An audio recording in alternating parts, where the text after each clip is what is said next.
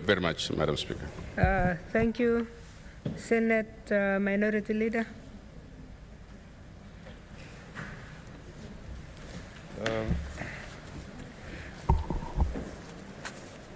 Thank you, Madam Speaker. I rise to second this bill, and one cannot overemphasize the remarks made by the Leader of Majority in moving the bill.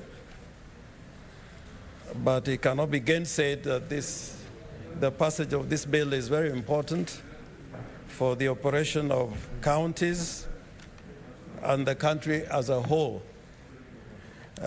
Madam Speaker, my only observation before I go into the content of what I wanted to contribute is that more than any other bill, the Division of Revenue bill is so critical and is the fulcrum of the activities of the Senate.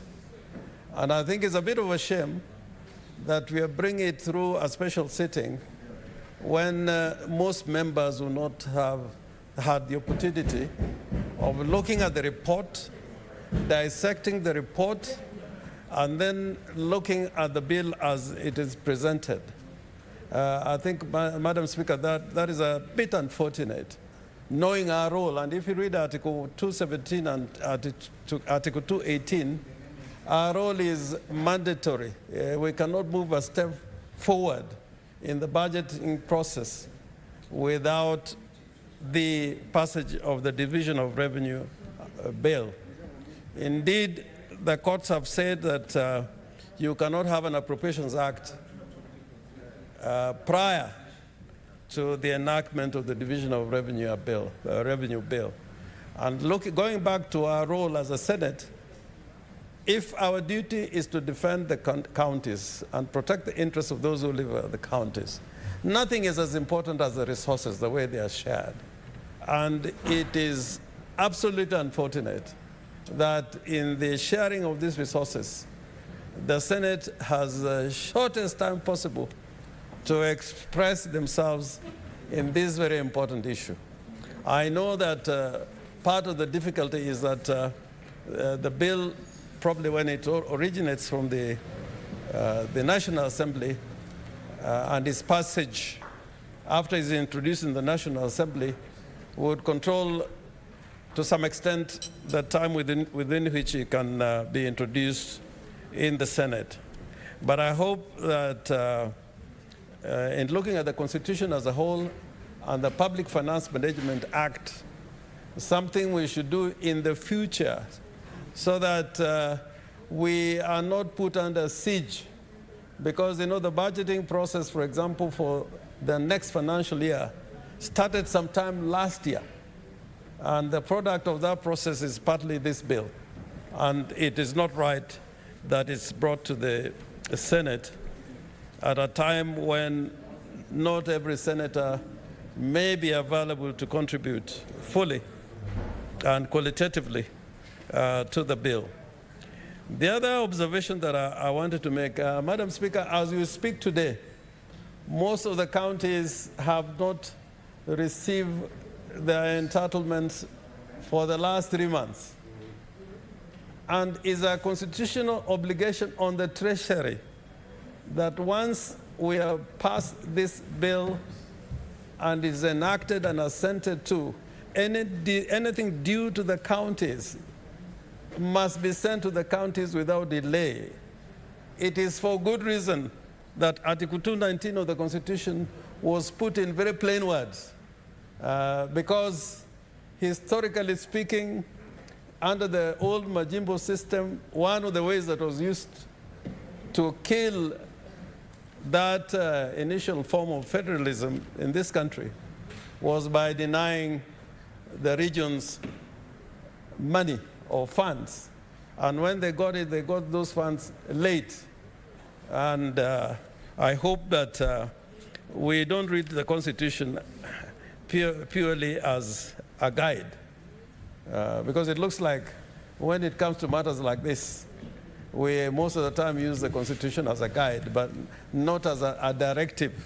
And the Constitution tells us that anybody who is required to make a decision must do so in strict compliance with the provisions of the Constitution. And 3 months delay cannot be a reasonable delay. That is unfortunate delay to the disbursement of funds to the counties. I am very glad with the committee that they have agreed with the decision of the High Court that conditional grants cannot be part of shareable revenue. And you know, the executive is very good at playing gymnastics. Like, you know, they played it with medical equipment, that this belongs to you, but we will not release the funds to you for you to spend. We are going to spend it at source. Now, the Constitution says anything that belongs to the counties must be taken to the counties. You cannot hold it. You must disperse all the cash to the counties. And they are the ones who are to decide how to spend it within the law and within the budget. And I have seen the committee's observation on account of the case which was before the court. I think it was also reported today in the courts. But having said all this, Madam Speaker, you know, there was a time that Stokely Carmichael called America a nation of thieves. And the President of the Republic himself said that this country is losing 2 billion shillings through corruption per day. If there is a better definition of a nation of thieves, then there is nowhere you need to look for. Hii maneno ya wizi, it is part of our DNA. And it cannot be dealt with purely by making statements. Now, Madam Speaker, if you look at the reports that come here, medical equipment, KEMSA, these things concern the state. You know, even my friend, the whip, majority whip, Senator Matangi, when this money sometimes is being taken away, you will not know it. It's taken with such speed. It's like a rocket. And whenever those who are entrusted with funds, you know, smell it, they spend it even before it arrives. And I know the governors now are making a lot of noise, Senate, you are doing nothing. But they have smelt it. They have built castles already. They are not seeing the road that they should be building. They are seeing something else. And when they meet the senator for Nandi, they make a lot of noise because I understand you have been making noise, what I may call criticism of what is happening in Nandi. But when the money comes, nobody calls you. They are just concerned about the noise you're making. But when the money comes, they will never tell you, my senator, please come. We want to look at this. Do you have any ideas? This nation called Kenya, let me tell you, Madam Speaker, and the truth be told, and the president should not mince his words, but he also should not mince his action. Because the amount of 2 billion shillings being spent every day, that type of leakage, if your house was leaking to like 2 billion shillings, that is a whole month's rain. Yeah? It is a flood, it is a tsunami. And Madam Speaker, I regret that this great nation, which has got real shock absorbers, because if you hear what is stolen every day, and we are still surviving and breathing, we got great shock absorbers. And God was great to this nation because we got a lot of patience. There was a time in Italy, if you stole something, and I think that's how they came into control, You just find somebody on a motorbike shooting you on the, they didn't shoot to kill, they just shoot you on the knees to disable you.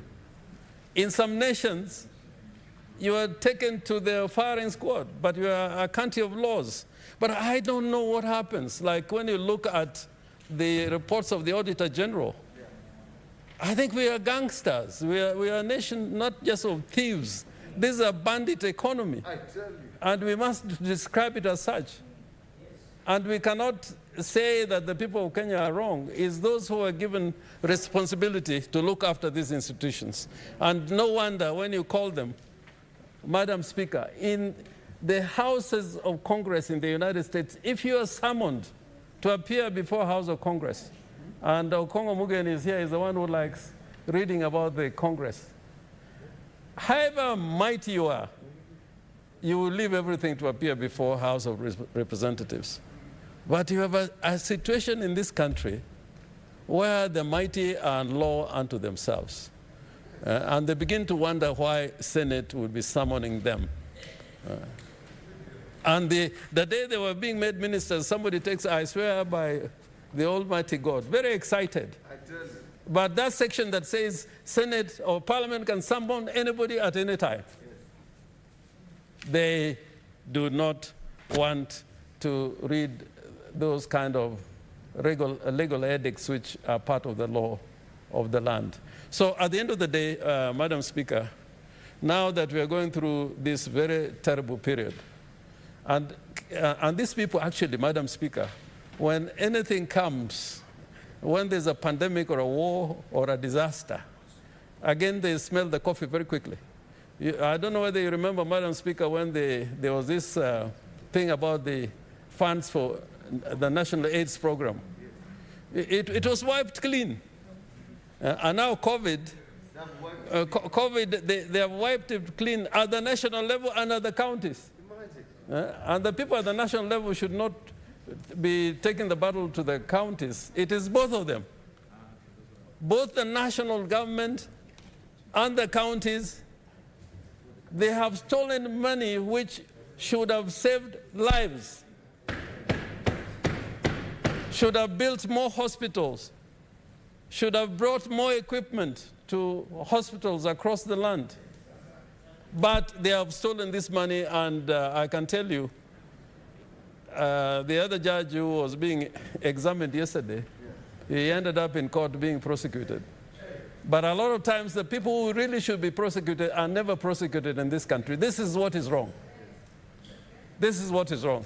So, Madam Speaker, I commend this bill to the House, despite what I've said, but we'll continue saying it because Kenya should never really earn the honor of being referred to as a bandit of economy or a nation of thieves. Thank you, Madam Speaker. Thank you, Senators. Senators, I now propose a question that the Division of Revenue Bill, National Assembly Bills number 7 of 2021, be now read a second time. I see an intervention from Senator Faria. Thank you, Madam Speaker. I stand using Standing Order 106 in terms of limitation of debate in the House. Section 1 says that the Senate may, on motion made by any senator in accordance with this standing order, impose a limit in time of debate on any particular motion bill by allocating time limit in such a debate by limiting the time during which senators may speak in such a debate and by imposing such limitation. Madam Speaker, I propose that you limit debate to 3 minutes so that we can finish all the process for this bill, given that we are on recess and it is going to be very expensive again to call another sitting for the same motion. I thank you, Madam Speaker. Thank you, Senator. Honorable Senators, we are aware that we also have colleagues who are on Zoom and they are waiting to contribute. That's a valid proposal. May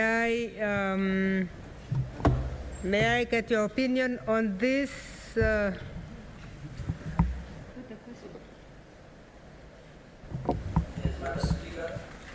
Senator Mbogo, Ayako, are you giving us 3 minutes or more than 3 minutes? Because, Madam Speaker, I won't be speaking on my individual capacity, but as the chair of Finance and Budget Okay, Committee. so you are saying with the exception of the chair of the committee? Yes. Okay. I won't speak. And we are also, I have seen also Gibiru is going to be speaking from, so we'll give Gibiru a chance first and then we'll give you next. Honorable Senators, Senator Logorio, is it different from 3 minutes?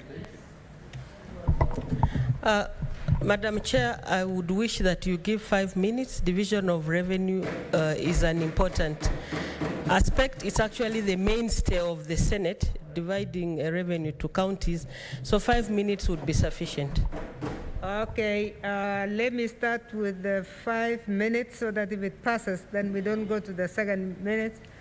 Honorable Senators, may I put it to you that we limit the time to 5 minutes? Will as many as of that opinion say aye? Aye. Will as many as of the contrary say nay? The ayes have it. I will give the first chance to the chair of the committee, Senator Gibiru, and then I'll come back to the vice chair. Senator Gibiru.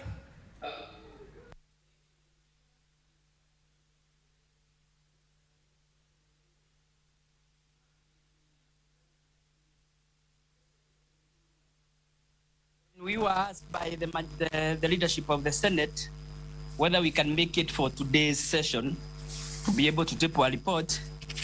I persuaded my members to come out in numbers so that we can deliberate.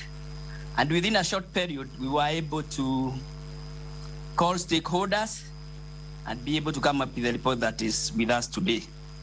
Madam Speaker, I also want to thank the Secretariat and specifically the legal team and the Parliamentary Budget Office, including also the Secretariat, the clerk, because they did come up very strongly, and that is why we have some amendments from the bill that came from the National Assembly.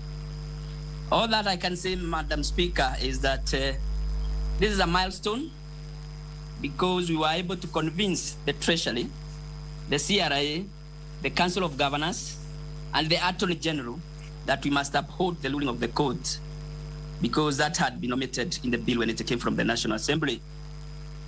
Madam Speaker, having said that, I listened the morning when we are congratulating the new senator, and congratulations, Senator Hanji Jr., where the Team Kenya came up very strongly. They couldn't miss a word. Every other time when they stood, Mulcomen, Junior, others, about how they indeed fought for some of the issues that we're enjoying today. When I joined the university some time back, and I made samples of several classes, one year son, Professor Mehilest in peace, I heard him say, "How do you know what you know is what you know?" I moved out of that class and went to another one, where I was taught politics 101, and I was told politics is who gets what, when, and how. At the end justifies the means as far as resources which are scarce in politics is concerned. So let us share the glory, because for those who are on the other better team, the one I call the better team Kenya, if it was not for us standing firm, probably we would not have gotten to 370 that we are today. And indeed, where we are in a Senate, where we are supposed to debate, is so that we can be able to argue cases, agree to agree, and at times agree to disagree. And it is out of that where we come up with better legislation, we come up with better decisions. So I want to pat everybody who participated both during those days when we were coming up with the formula, and indeed those who will now be talking and praising the 370 billion. This is our country, and we must always uphold our virtues, and especially our ethos. I've heard the minority leader come up very strongly on the budget economy. I think we should also agree there should be honor among thieves. If we are all thieves because he says we are bandits, then we should uphold some honor that we don't drink, we don't steal even from the sick. We don't steal from the downtrodden society.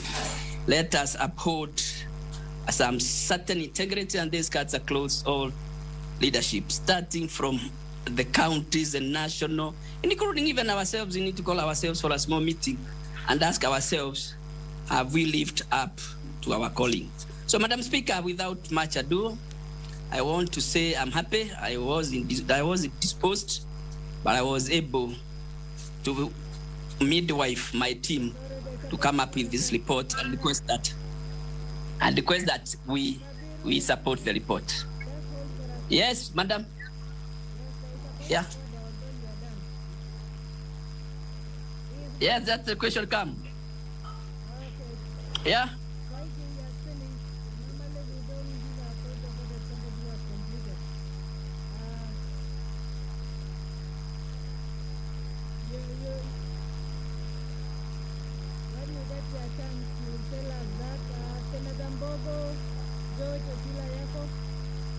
Thank you, Madam Speaker, for correctly pointing out to Senator Langat that he'll have opportunity to prove that he's not a thief. I also have that opportunity, Madam Speaker. I am not a thief, and I am not on trial, so I'll not prove whether I'm not a thief or not. Madam Speaker, I want to start by congratulating the senator, the newest senator. I'm happy that we have Haji. One Haji exits and another comes in. Madam Speaker, this work that has brought what we are discussing today, I want to pay special gratitude to the committee chair, Senator Kibiru. He had to chair one very critical session from the hostel.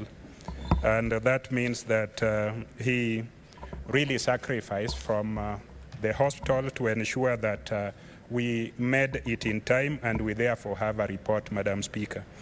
Madam Speaker, what is important to observe in this report and also in this bill is that as a Senate, we have always believed in the rule of law. We have always believed in the sanctity of the law. And when the court made a decision, in the case that was taken to court by the Council of Governors, High Court Petition number 252 of 2016, the court decided at paragraph 72, and allow me to read it, when allocating funds to the county level of government as either a conditional or non-conditional grant, it is expected that the allocation is made from the national level of government share. Secondly, it is trite law from the language used in Article 202 as read together with Article 218, 1A of the Constitution. Conditional or non-conditional grants are not an item to be provided for under the Division of Revenue Act. Madam Speaker, you notice that invariably the National Treasury and the National Assembly have been trying to make conditional grants a part of the Division of Revenue Act. The court made its decision, and as a committee we decided to give life to that decision. That decision will go a long way into assisting and defining the mandate of the Senate. The mandate of the Senate under Article 17 is to allocate horizontally funds to counties. It's our responsibility to divide the revenue among counties. So when the national government decides where we are not and where nobody participates, how much to give a county and for what that money should be applied, that is a usurpation of our responsibility. And we thought the court had spoken out loudly on that, and it's important to capture it in the report. So when we will be moving an amendment, that amendment will capture that and will ensure that the power for some faceless characters and non-characters to hide in boardrooms and decide that this money is for mess, and this is how it will be accounted for. It's a usurpation of our authority under Article 217. Madam Speaker, it is also our authority under Article 96, Sub-Article 3, to oversight funds that are allocated nationally to counties.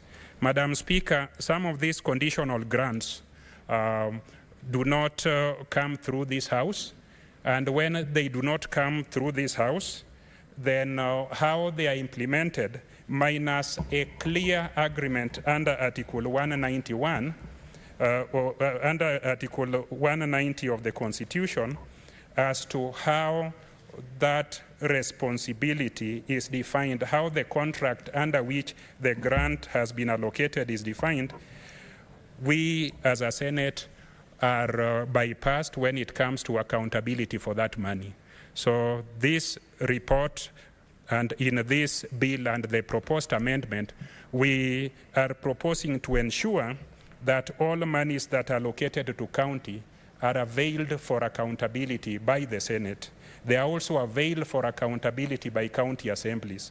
The county assemblies must look at the budget of the individual county executives and allocate money for various usage or departmental uses. So, Madam Speaker, when the national government in Treasury decide that they are allocating money for something else, the county assemblies are not aware, the Senate is not aware, that becomes problematic. So with those few remarks, I want to support these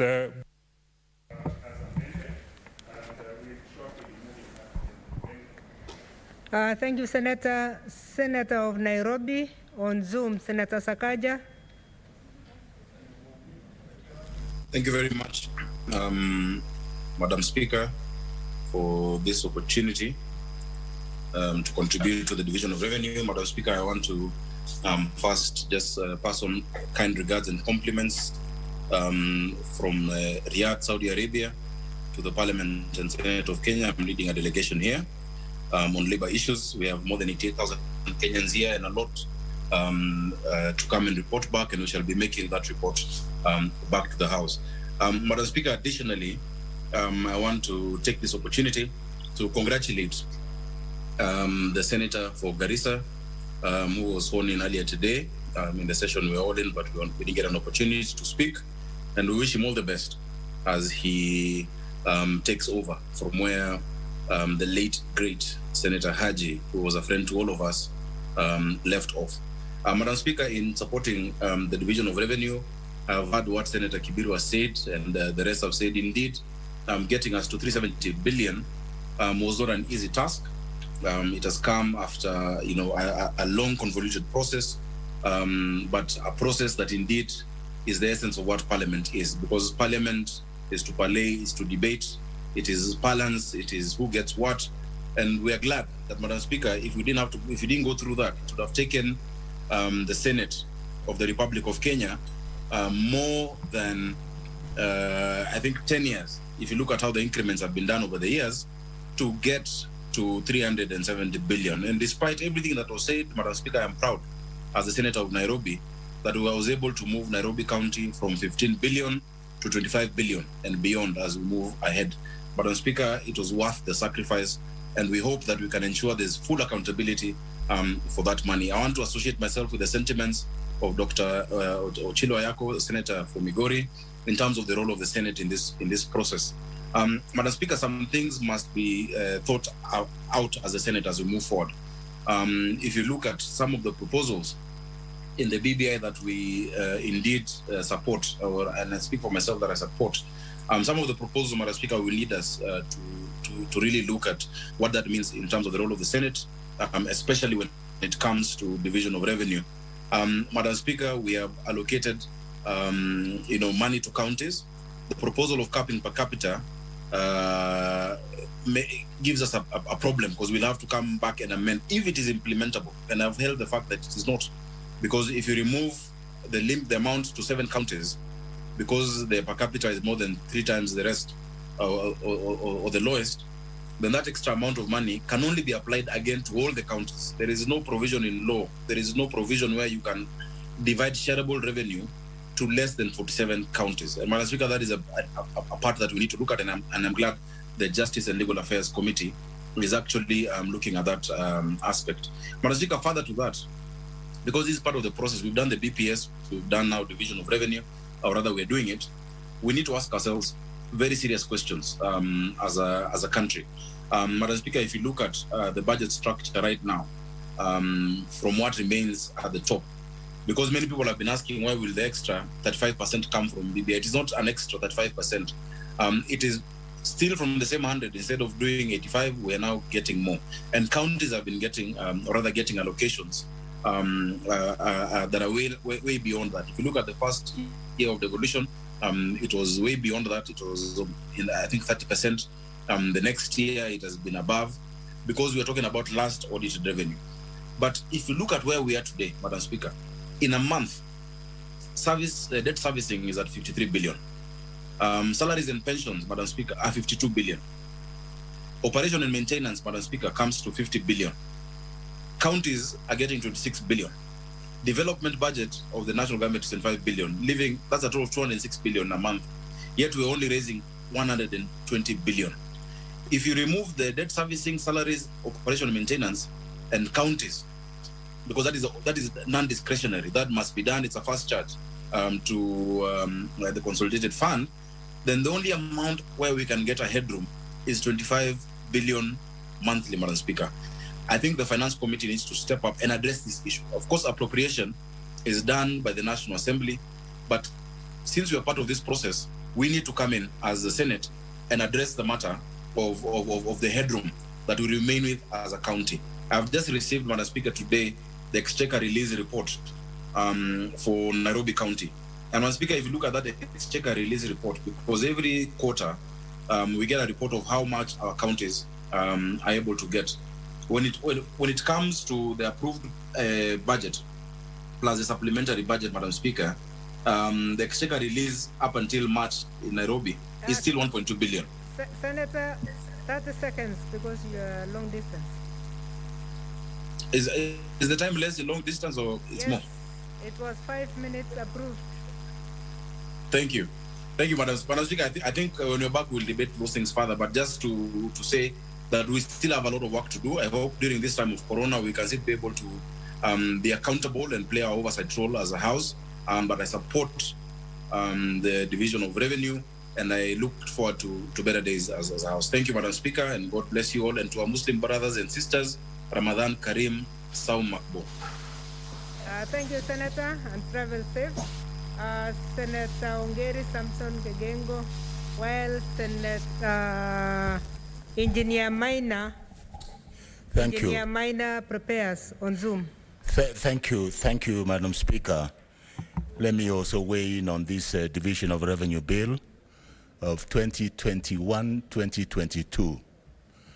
One of the striking features on this DORA is the fact that the conditional grants that had hitherto been taken by the National Treasury and given particular road maintenance levy, the agricultural sector, and the level 5 hospital sector have now been transferred as conditional grants to be substantive budgets for the county governments. And that's why you see some of this figure going up. I would have anticipated that initially there should have been a straightforward increase on shareable revenue from the national government.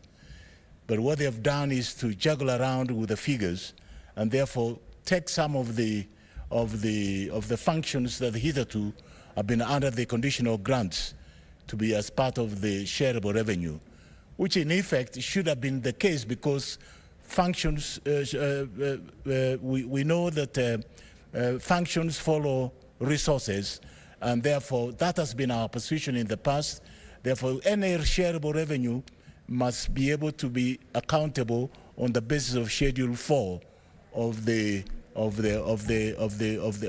Constitution, which has already allocated functions of the county governments that must be carried out safely and timely. My biggest worry is that the ballooning debt burden for this country is skimming away any amount that may be available as shareable revenue. And I think it's an area that we need to look at on the debt management, the public debt management for this country, because it's only given to a few individuals who sit somewhere and agree what must go where and where. And I think sooner or later, as a Senate and as a country, we must be able to rein in on, because what is left after skimming off the consolidated fund services, from the consolidated fund services, the public debt and the pensions, there's very little left for us to be able to share as shareable revenue to the counties. And thirdly, one of the elements that is limiting us in getting the additional resources is the last audited account. At the moment, we're dealing with 2016-2017, when the budget provisions are 1.7 trillion shillings. That was the projected budget. Currently, the government is budgeting above 3 trillion Kenya shillings. And that has given them the appetite to borrow more so that they can be able to cover that hole. And consequently, the money that is going to come will be spent on redeeming the debt burden, rather than going to the development of county governments in a much more timely fashion. I have a problem, Madam Speaker, with the way the money is being released by the Exchequer. It's appearing as if it is a punishment to the county governments, that they must beg, they must wait, they must do all manner of things to be able to release that money to the county governments. Currently, as we stand today, 78 billion Kenya shillings has not been released to the county governments. What is the National Treasury doing? And yet, we have been able to give out on the basis upon which each county is able to get their share of revenue. And we have been able to, they have also been able to make budgets that have been passed by the county assemblies, and they are waiting for this money to be expended. And from the position where I sat last time as the chair of Public Accounts Committee, one of the things I noted, which was repugnant to the smooth running of county governments in this country, is that the money was being released very late as 30th of June, or if anything else, they will hold on the window of opportunity, and some of them was being released as late as 4th and 5th of January, requiring that the county governments have got to go over again and do a supplementary budget to be able to cater for this. And I would like that element to be taken care of, that eventually people must get the timely disbursement of funds so that they can be able to apply their budgets, and the control. It's done. Thank you, Senator. Senator of Nyeri, Senator Ephraim Maina, online.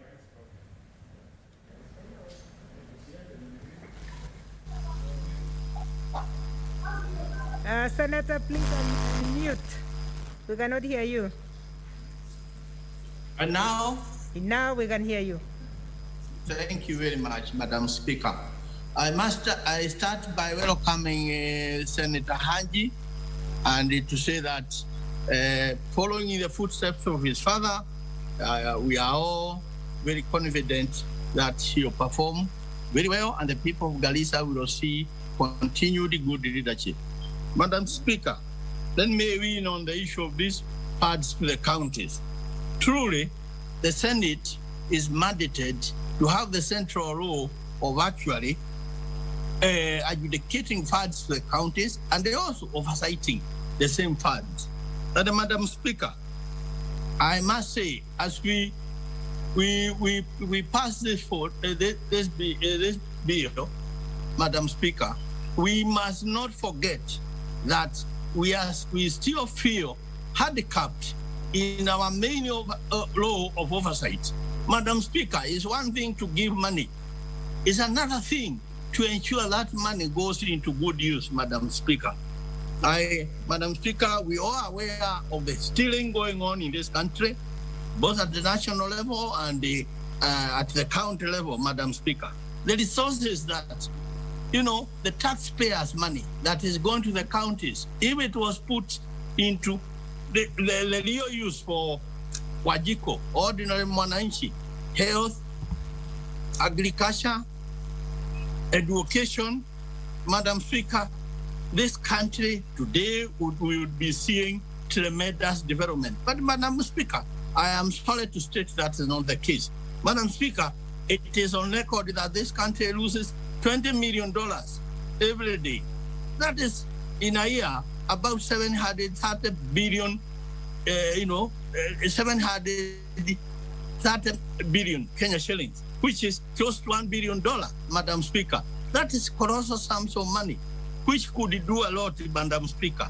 And I think, truly, the Senate should actually be strengthened, should have at least the oversight funds, so that a senator can be able really to follow the money that is allocated to the counties and see where it goes. Otherwise, Madam Speaker, we sometimes remain witnessing the pradder and the greed that is going on, and we are incapacitated by the little money that we should be having for oversight. I feel this is something that this country have to sort out. And the moment it's sorted out, the better, Madam Speaker. Madam Speaker, let me weigh in also that our country is going through the COVID crisis, Madam Speaker. And I would beseech counties that, at least for now, let them cast their eyes onto the health sector in their counties, so that our people who are actually struggling and who are actually in misery when they fall sick can have hope. There are other diseases as well which need to be attended, Madam Speaker. I would wish the funds we are putting go into those issues, Madam Speaker. You go in some counties, I hear there are some counties where they have gone to the extent of putting Wi-Fi in mortuaries. And I wonder, what does that mean really? Madam Speaker, because they are preoccupied with spending the money for development, construction, where they are definitely loopholes into getting something back, Madam Speaker. Madam Speaker, let me say that we as Senate, we are committed, and looking at most of the people, we are committed to the welfare and to the goodness of this country.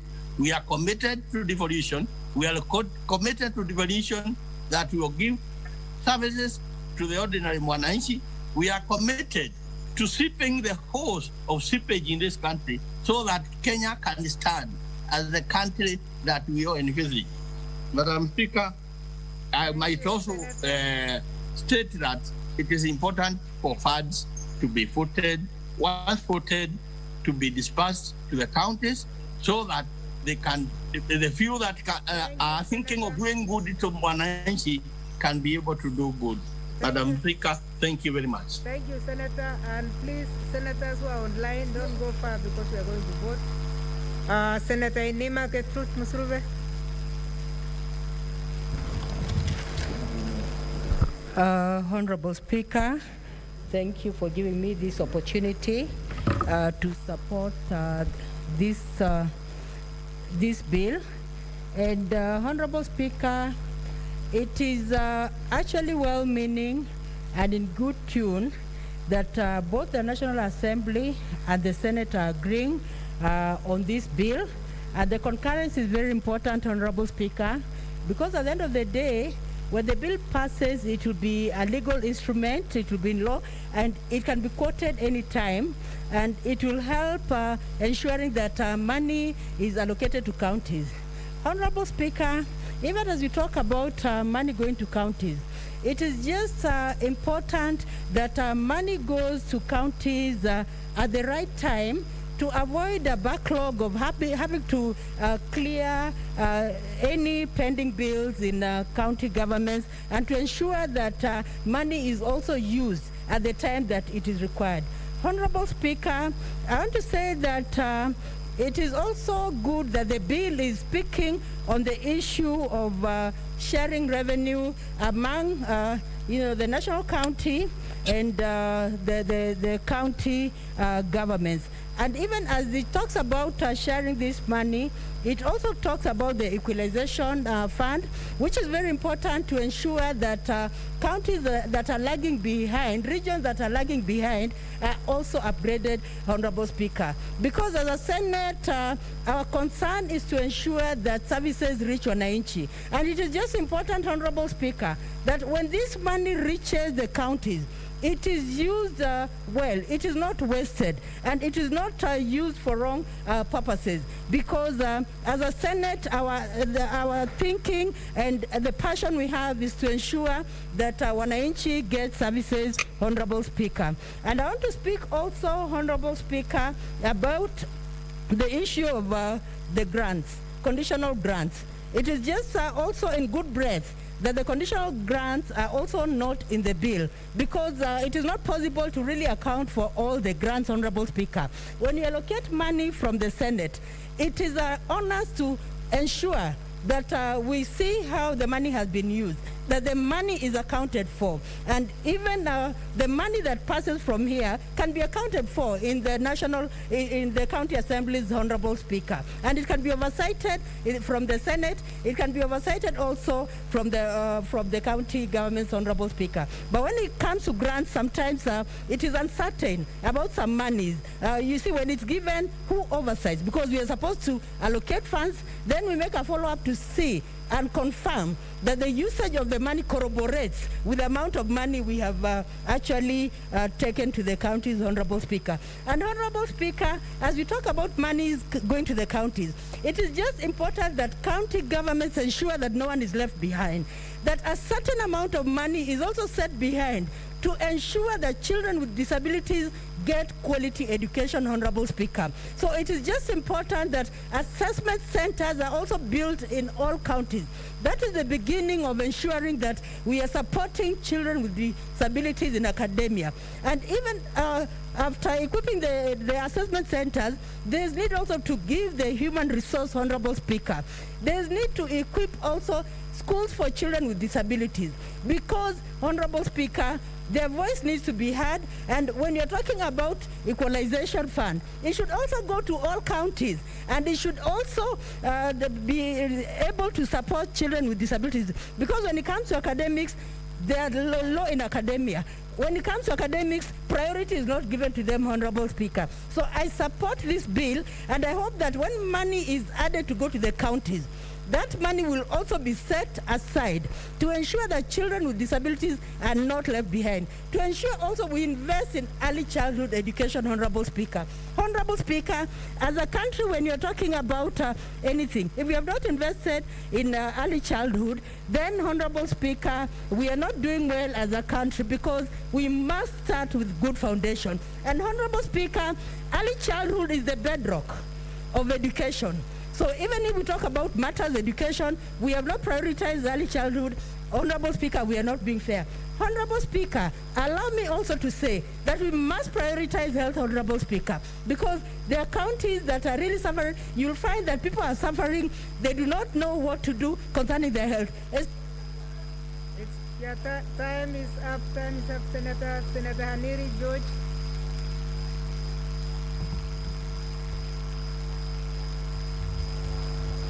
Madam Speaker, I want to thank you for the opportunity to make my comments on this bill.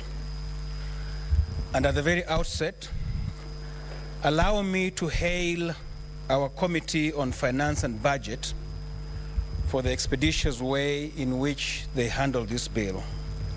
Madam Speaker, you'll remember that this bill was only read for the first time in this House on the 30th of March, which is barely 2 weeks ago.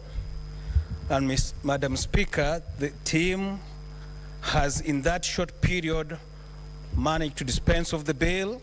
They have met all the stakeholders, including the Attorney General, the National Treasury, the Council of Governors, the County Assembly Forum, and other non-state actors in that short period. We must hail them for the good job that they have done.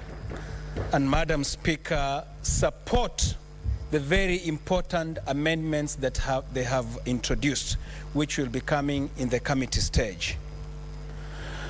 Madam Speaker, the Division of Revenue Bill is one of the most important roles of this House. In fact, it's one of our cardinal responsibilities as a House.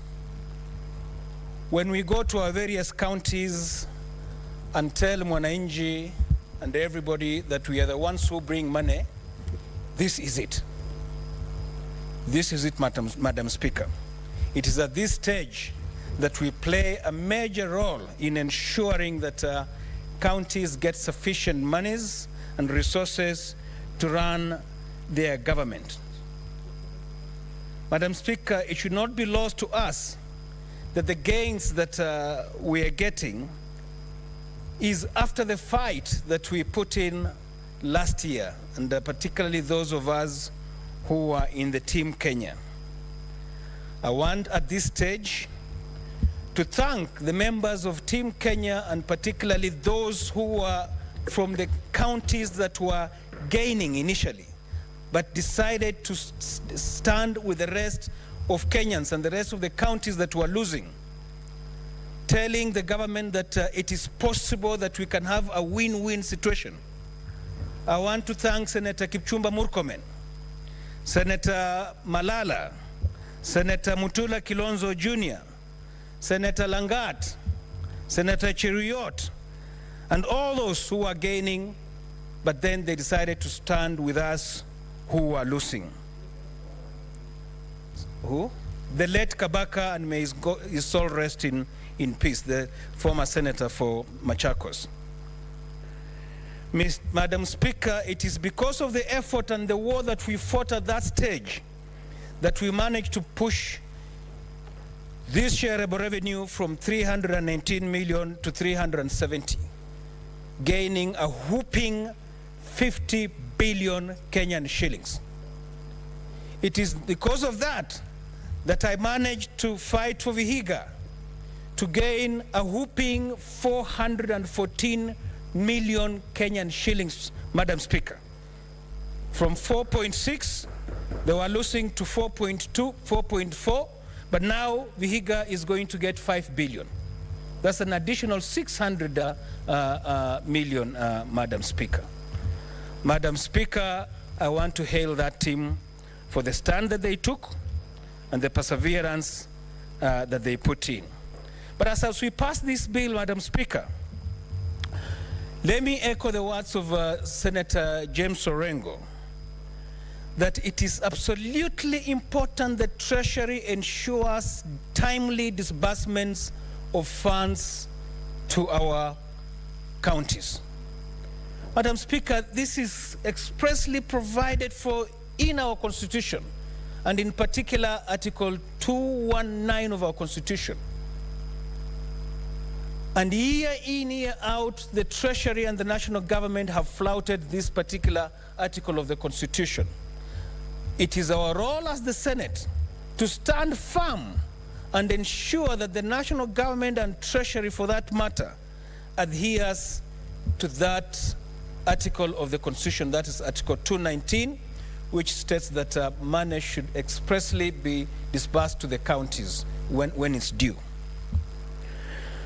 Madam Speaker,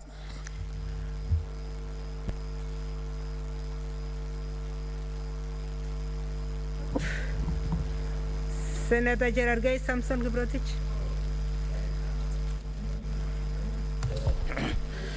Thank you, Madam Speaker, for this opportunity. I want to say that, as my colleagues have said, this is one of the important process that we have as a Senate. Madam Speaker, two things just I will mention in the interest of time, and all of us, Madam Speaker, Senators, please 300 console in low tones. A member is contributing. Madam Speaker, that there is a significant improvement of 370 billion, but we have expressed reservation because we didn't know the government would go ahead and commingle with even road maintenance levy fund to raise this. We thought the additional 53.5 billion would be directly shared from equitable shareable revenue. Madam Speaker, I'm happy because I was one of the biggest supporters of increment to counties and under division of revenue and third basis generation formula. And it was an honor to serve in the special committee that we resolved the stalemate that we faced, Madam Speaker. And I'm happy that Nandi is gaining 1.4 billion additional from what they have been getting through equitable sharing revenue, Madam Speaker. And I think it is very important. Madam Speaker, my only concern is that we have been having World Bank support through infrastructural support. But unfortunately, World Bank has not been doing a lot to ensure that the counties who get money in terms of infrastructure improvement also ensure, Madam Speaker, that that money is used within the provisions of the law. And we have appealed to World Bank and their country directors that it as much that these are grants and donations to improve in our counties, they must come up and ensure that counties do adhere to the rule of law and that is guided upon, Madam Speaker. Secondly, Madam Speaker, under Article 219 of the Constitution, it is very clear this issue of late disbursement to counties is an elephant in the room. And I don't know why the current CS is having a problem with disbursement. I remember when the former CS was in office, every 5th of every month, all counties would have gotten the money. And you remember the COG chair, the Council of Governors did complain that 52 billion Kenyan shillings up to now is being owed by the counties. And Madam Speaker, we are almost coming to an end of the financial year, and counties are still being owed 52 billion. We also, in as much as we demand that the counties account for the money they are given, we must have timely disbursement to counties so that our people can get the necessary services that we need, Madam Speaker. Madam Speaker, the third point I want to make is on the ballooning public debt. I did see the proposals that were tabled in the National Assembly. It is unfortunate that there is a lot of money that is being used to service public debt. As you are aware, Madam Speaker, we are approaching 7.1 trillion, and the word on the corridors of Parliament has it that the CS in charge of Treasury might be pushing to raise the debt ceiling to 12 trillion. Madam Speaker, the ballooning debt will continue to affect our development agenda in this country. And I'm happy that I'm among the 7 senators who did refuse the rising of the public debt to around 9 trillion. And that, Madam Speaker, we must look at the terms of collection. And even, Madam Speaker, even as we look at Kenya Revenue Authority, I heard the new president of Tanzania said something simple but serious. President Samia Suluhu, by saying, even if you have to collect tax, you must not kill that business. But what we are seeing here in Kenya, Madam Speaker, you see KRA are killing kiosks, are killing industries like Keroche, the bread and bone in Kenya industries. You see Bidco is now relocating to Uganda. Madam Speaker, I think those are some of the serious points that KRA must try in as much as they are looking for more revenue. They must look in a way that they will ensure that we get value for our money. Madam Speaker, finally, on the issue of, even as we talk about division of revenue, we want to encourage counties to give subsidies to farmers. As we talk now, North Rift is experiencing rains. We have not seen subsidized fertilizers. We have not seen subsidized inputs that we should be.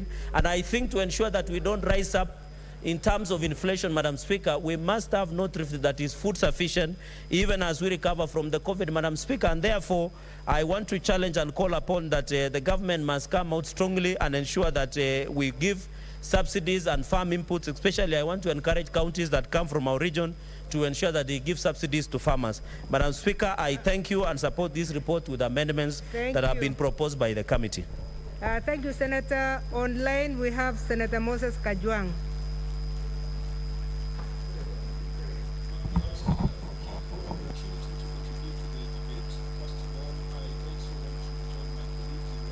Senator Abdul Haji to the House. And also, I want to thank the Committee on Finance, led by Senator Charles Kibiru, who I am aware was running the committee from a not very comfortable bed, and I wish him speedy recovery. Madam Speaker, I also wish to thank a young Kenyan called Robert Wakungwi Sakwa. This was the only individual who appeared before the Finance Committee to provide his views as part of public participation on the Division of Revenue Bill. And Madam Speaker, we need to get concerned that when you look at the list of people who came for public participation, it is the usual faces, the National Treasury, ISPAC, International Budget Partnership. We need to get concerned when the Council of Governors is not taking part in the conversation on division of revenue. because it cannot be that since they discussed it at IBEC, then it becomes unnecessary to appear before the Senate. Madam Speaker, I also want to congratulate the entire House, because this is a moment that we should be very proud of ourselves as a Senate. For the first time since I joined this House, we have passed a division of revenue without acrimony and without fighting with the National Assembly or without fighting with the executive. Madam Speaker, we have succeeded to increase the equitable share from 316 to 370 billion, a 17% increment. As a result, my people of Homa Bay are going to get from 7 billion, they are going to get at least 8.3 billion that will be directed towards development. And I know because of the formula that we adopted, which was progressive, which was service-oriented, each county is going to benefit from this 17% increased allocation. However, we must be careful of the paradox of plenty, Madam Speaker. The paradox of plenty that simply states that the more resources you have, the poorer you become. County governments must resist the temptation that since now they have 50 billion shillings more, that this is the time for outgoing governors to erect statues and monuments and to come up with prestige projects in the name of legacy. Madam Speaker, I want to urge the national government and the county government, and as I chair the Devolution Committee, this is one of the issues we want to put on the table. Time is ripe for a national budget and economic conference so that the national government and county governments can have a convergence of budget priorities. Madam Speaker, a lot of the county fiscal strategy papers and the resulting budgets were done on business as usual basis. COVID has had a very biting impact on small businesses and has disrupted livelihoods across counties. And this would be the time for government at both levels, because Kenya is a unitary state still. It would be the time for us to look at the budget priorities across all the counties and across the national government, and to ensure that the bulk of our budget goes towards health, the bulk of our budget goes towards reigniting the informal sector. This is one issue that I think that even if there are other important priorities in this country like constitutional review, but a national economic and budget conference is extremely important so that we do not end up with further wastage on the 50 billion shillings that we are sending to the counties. Madam Speaker, the conditional grants, and I've heard Senator Cherargei has talked about it. Initially, we had made the proposal that the Road Maintenance Levy Fund, or the so-called RMLF, should not be commingled with equitable share, because previously, when it came as a conditional grant, it was much easier to oversight those funds. When we had a meeting with the Council of Governors, they were also not decided on whether RMLF should be part of equitable share or it should remain as a conditional grant. Be that as it may, Madam Speaker, I am still glad that this money is going to counties. I just want to urge the county assemblies that the funds that were previously going into maintenance of roads and road networks in counties should be clearly delineated and proper accountability mechanisms should be put in place. Finally, Madam Speaker, this DORA, we have again increased the allocation to the managed equipment scheme by 1 billion Kenya shillings. And I've seen the Finance Committee has... Senator, your time is up. Your time is up. Thank you, Madam Speaker. I support. Yes, Senator Mutula Jr. Thank you. Madam Speaker, I rise to support the Division of Revenue Bill. The committee has sat painstakingly about this issue. Madam Speaker, I want to say that fortunately, the work that we did last year on the formula has borne fruit in terms of shareable revenue. The only portion, Madam Speaker, which I would like to just highlight is the conditional grants. And Madam Speaker, I've reiterated that conditional grants have given our committee endless problems. Endless because, Madam Speaker, there is no policy or framework on conditional grants, when they are negotiated, why they are negotiated, and how they are given to counties, respective counties. And I will just pick two. The conditional grant on medical leasing equipment, if the proposal by the court was low, would not have been done in the way it was done. The second one is a conditional grant about water towers. I've said this before. Madam Speaker, no Kenyan would sit in a meeting to negotiate a conditional grant of a water tower and leave the Mau forest.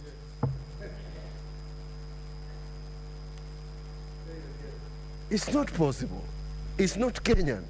That is a foreigner who doesn't understand that the protection of the Mau forest has led to, in fact, a water phenomenon in Baringo and Nakuru. It is the protection of that water tower. So therefore, Madam Speaker, the judge in civil case number 252 did us a favor.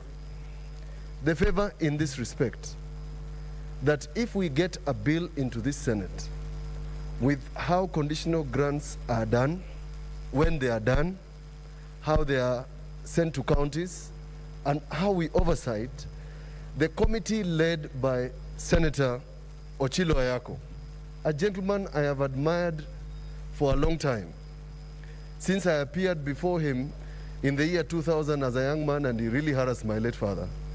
As then, when he was a public investment committee, we have never had a better chairperson, a person who, in fact, has history of audit. And therefore, these conditional grants are something that should worry us as senators. Whether this Senate or the next one. In 2012, World Bank did a report on conditional grants, even before the advent of devolution. And they said one of the biggest threats to the functions under Schedule 4 is conditional grants. That government will claw back on these functions by engaging in conditional grants without the input of counties. That is solved, Madam Speaker, by the ruling of the court in petition number 252 of 2016.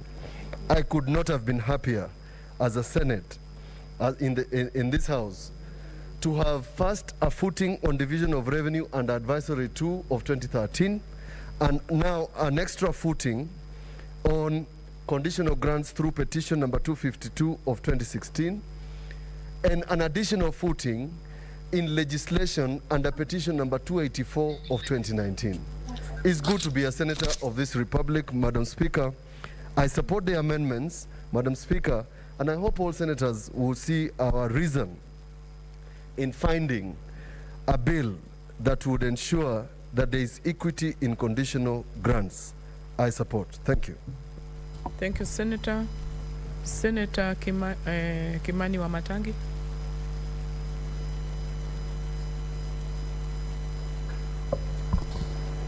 Thank you, Madam Speaker. I rise also to support the Division of Revenue Bill passage, Madam Speaker, this afternoon. And so that we don't become repetitive, Madam Speaker, I want to go straight to the few issues that I may want to highlight, Madam Speaker. And that being that, Madam Speaker, there has been a misconception, largely, because when national government gets its allocation, in this case which the government is getting about 1.7 trillion, Madam Speaker, and county governments about 370 billion, then it is assumed that the implementation and utilization of these funds should be parallel. And Madam Speaker, you find that projects that are being implemented in the country, Madam Speaker, because every project is in a county, whether it is being implemented by national government or by county government. And the running and implementation and utilization of these funds in a parallel method, Madam Speaker, has resulted in us having so many projects that never get finished. Honorable Senator, I would like to notify Senator Wambua to be ready after yourself. Thank you, Madam Speaker, and I hope my time has been held for that short time. Anyway, Madam Speaker, my concern largely is that unless we have a symbiotic implementation, whereby national government consults with county governments and vice versa, Madam Speaker, and especially because both levels hold their meetings and engagements at the summit, Madam Speaker, they should be able to share the projects that they have and the areas of concern, Madam Speaker, so that there is that symbiotic concurrence and implementation of projects, Madam Speaker.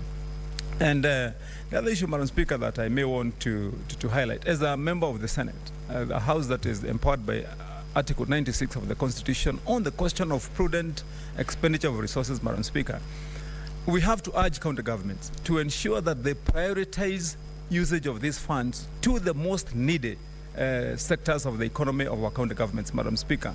Namely, to begin with health, and especially at this time when the country is battling coronavirus, Madam Speaker, as a pandemic. And supposing, Madam Speaker, we did not have the funds that were being availed to county governments as special funds, Madam Speaker, what would happen? And I think that must be a learning process for county governments to ensure that with the resources they get now, they have to start thinking independently and planning independently, Madam Speaker, such that because it is unpredictable how this virus will behave after, that they should be prepared, Madam Speaker. We should have an end, Madam Speaker, to this question of there being riots and revolts and strikes by health workers in county government, Madam Speaker. Doctors, nurses, the next thing then again a repeat of doctors. This is something that county governments also must think about, Madam Speaker, and deal with from their own internal planning, Madam Speaker. And it takes resources because that's the main bone of contention, Madam Speaker.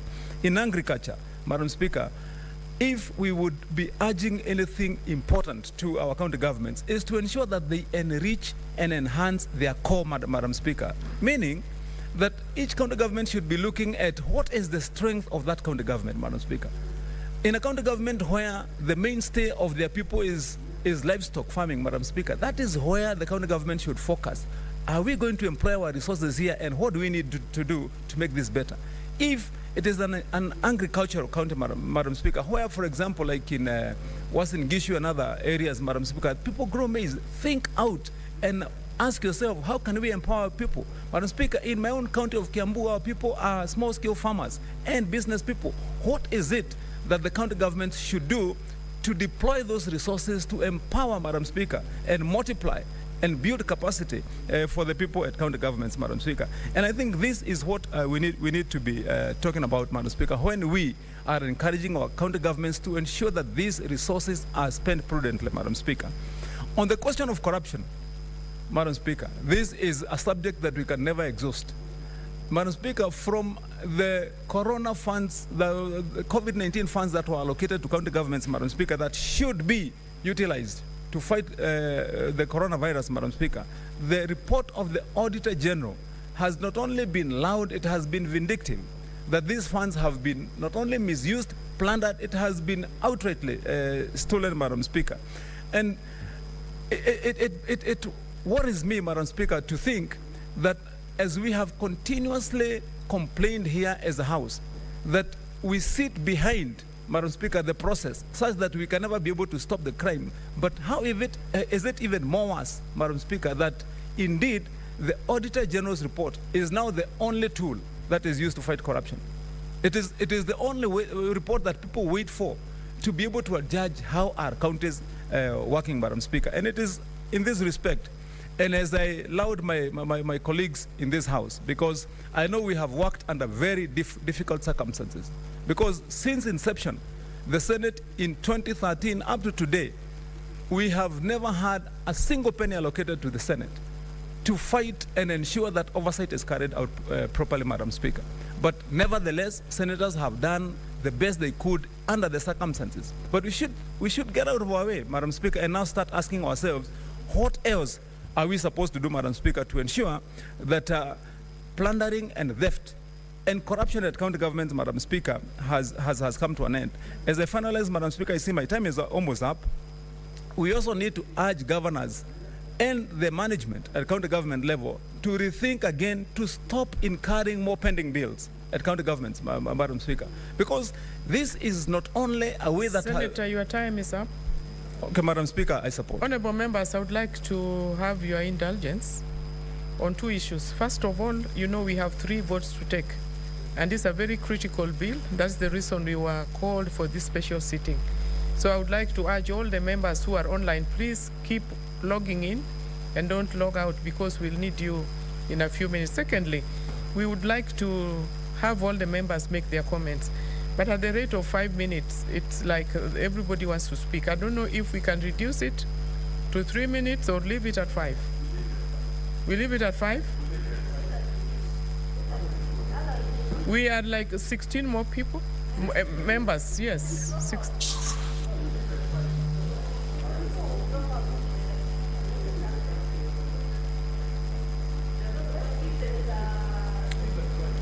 We leave it at 5. Is that the mood of the House? Yes. So the mood of the House says 5 minutes, so we'll go by that. Order, so Madam that Speaker. we take the vote. Point of order. Point of order, Madam Speaker. Yes, what's the point of order, Senator? Senator Ali. If we continue that way, then some of us will not be able to talk. So I prefer the 3 minutes so that at least we have 1 or 2 words to say. Thank you, Madam Speaker. It is very clear, but we must go by the mood of the House and the circumstances surrounding this sitting. We don't want people to drop out and miss the voting, Senator. We will give you the 5. We will give you the 5 minutes, but let's go by 3 minutes. I will give you 5 minutes. Yeah, because the mood of the House is that we reduce the time. Senator Wambua. I thank you, Madam Speaker. So I don't know whether now it's 5 minutes, it's 3 minutes. I need to be guided, Madam Speaker. Senator, can continue. It is 3 minutes. Continue.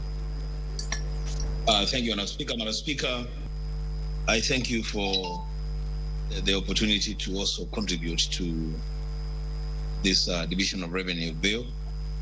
In support of this bill, Madam Speaker, I want to thank the committee led by Senator Kibiru for doing a very good job and getting us where we are today. Madam Speaker, because I have 3 minutes, I'll be very, very brief. I will say one, Madam Speaker, on the issue of the exchequer release to county government, it has been said by many of my colleagues that, Madam Speaker, it's only 2 months to the end of the 2020-2021 financial year, and yet so much money is still held by the National Treasury, money which is supposed to be undertaking projects in the counties. Madam Speaker, we are not requesting. I think we should be directing that the National Treasury must be bound and guided by the rule of law in terms of exchequer releases to county governments for proper execution of projects. Secondly, Madam Speaker, though I support the work done by the committee, Madam Speaker, I have a big problem on the issue of the Roads Maintenance Levy Fund, the RMLF, being used as part of shareable revenue to counties, because, Madam Speaker, that will definitely occasion a lot of delays in roads constructions, in maintenance, and our roads network in the country, Madam Speaker, would definitely be affected. Madam Speaker, I want to associate myself with the comment of Senator Orengo when he speaks about the bandit economy that this country of ours are. Talking about the leaves in the county governments and the leaves that are still 2 billion Kenya shillings every day from President Uhuru Kenyatta's government. Madam Speaker, we should stop just addressing these leaves. We must be seen to be taking action against theft of public resources, and especially at a time like this, Madam Speaker, when the economy is really suffering from the COVID-19 pandemic. Those governors that we fight for to get money, and they spend money on projects that are of zero benefit to the public, Madam Speaker, must be held to account. Madam Speaker, with those few remarks, I support. Thank you, Senator. Senator Eric Okongo Mugeni.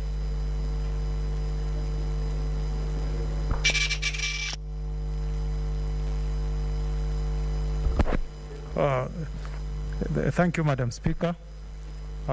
First, I want to thank the committee for this very good report, and also, Madam Speaker, take this opportunity to wish the chair of this committee good speed in his recovery, And I read in the papers yesterday that he's such a committed chair that he conducted the business, the last business of this committee, from his hospital bed.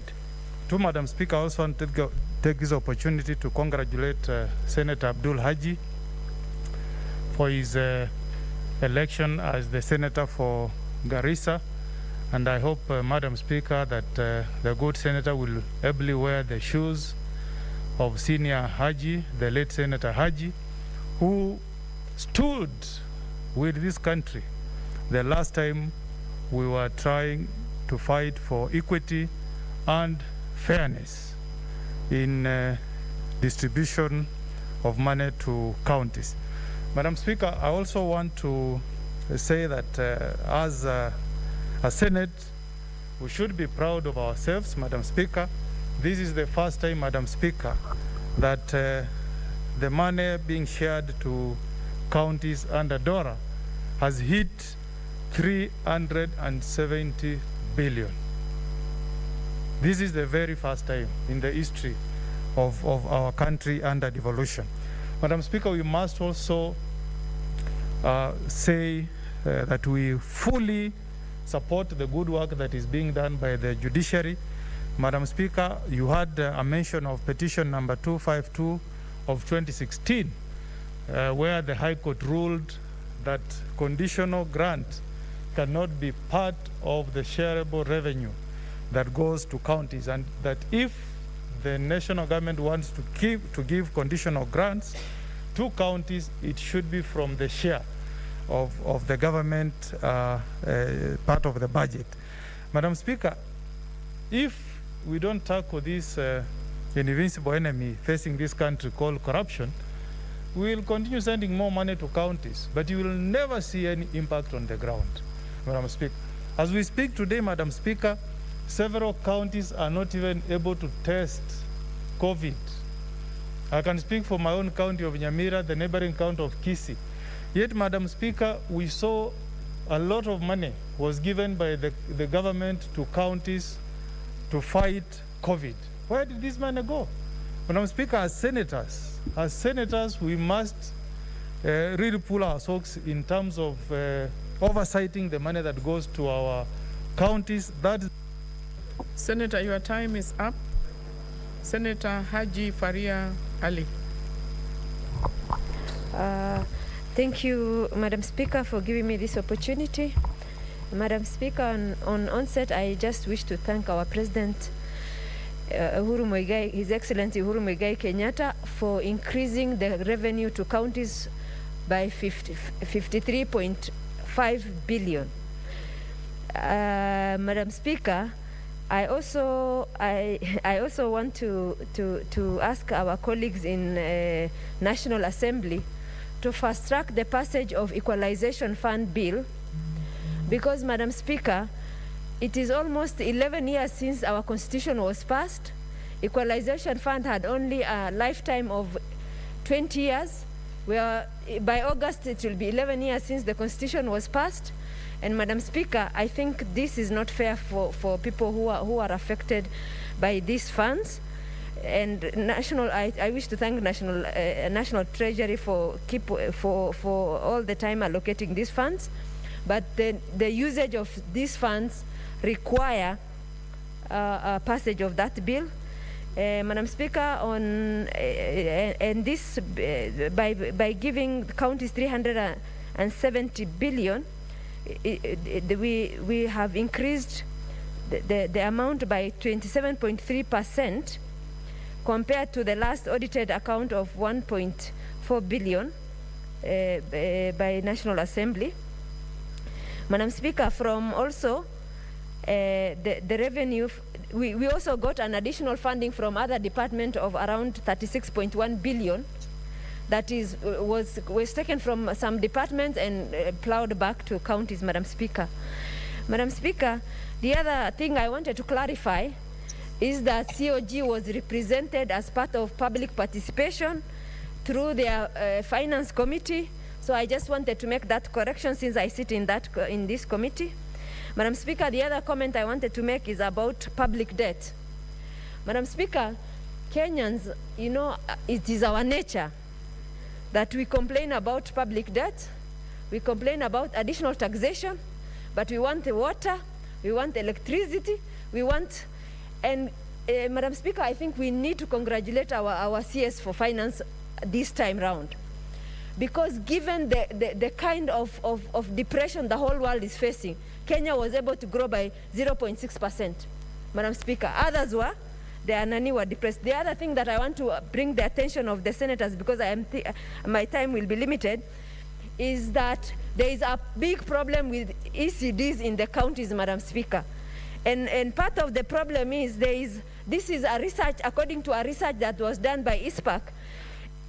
Senator, your time is up, and I would like to urge members, please just put your act together. In 3 minutes, you should be able to articulate your issues. Senator Hargura.